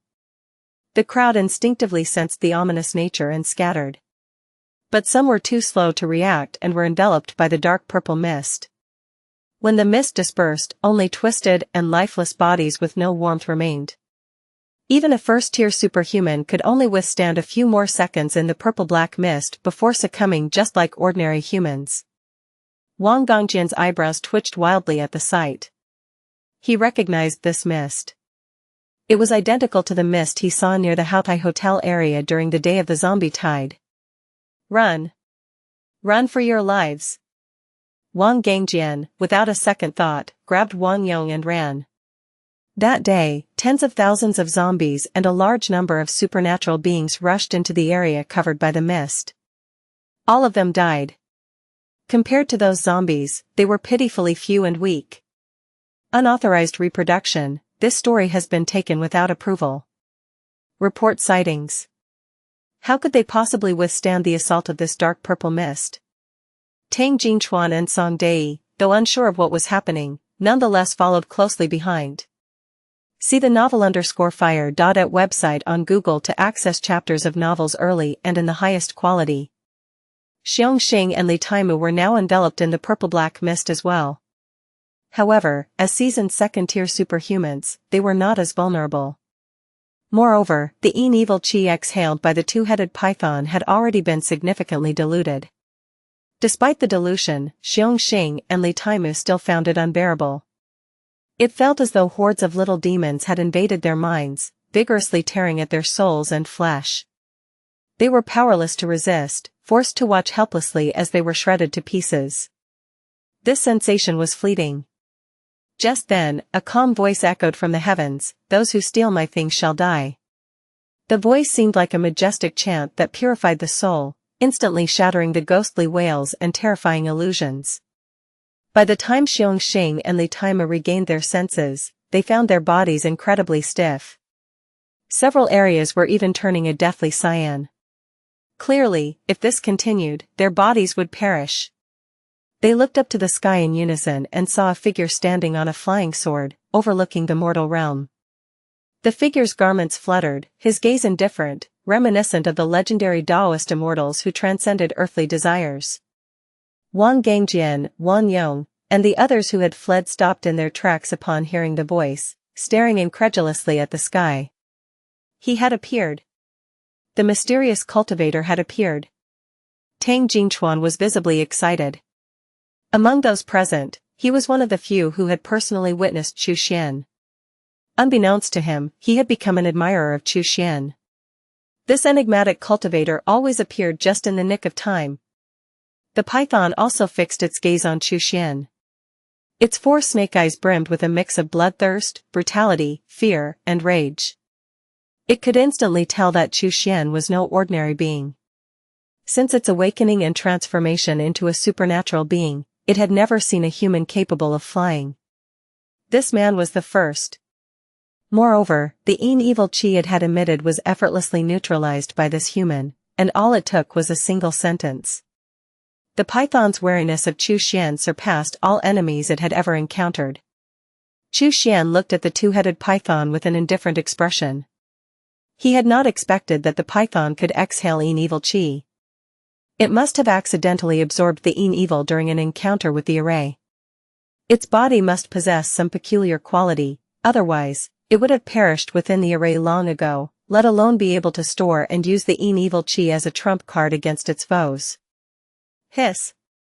The python, feeling Chu Xian's gaze, became agitated and let out a long, furious hiss. Its scales bristled as both snake heads lunged fiercely at Chu Xian. Bao, it's up to you now, Chu Xian casually remarked, his left hand holding out the tower. Roar. A hulking figure nearly 3 meters tall appeared as if from nowhere. The figure's fist smashed toward the attacking snake heads. Although this figure was colossal and far beyond ordinary humans, it still appeared lamb-like compared to the massive body of the two-headed python. Everyone watching had the same thought, to punch such a gargantuan beast, wasn't that courting death? It seemed as futile as a mantis trying to stop a chariot, or a mayfly shaking a tree. As all eyes converged on the scene, a loud bang resonated. The fearsome snake's head was instantly burst by the fist. Eyeballs, teeth, scales, blood, bones, scattered everywhere, almost like bullets, penetrating everything in their path. Some unlucky onlookers who were too close were impaled by the debris. Those struck by this bloody misfortune had their throats, hearts, and arteries pierced, dying instantly on the spot. Everyone's eyes widened in shock, including Xianxia and Li Taimu. They could hardly believe that the seemingly invincible two-headed python had one of its heads blown apart by a single punch. This was not something they, or even other superhumans like Yinan Tian, could achieve.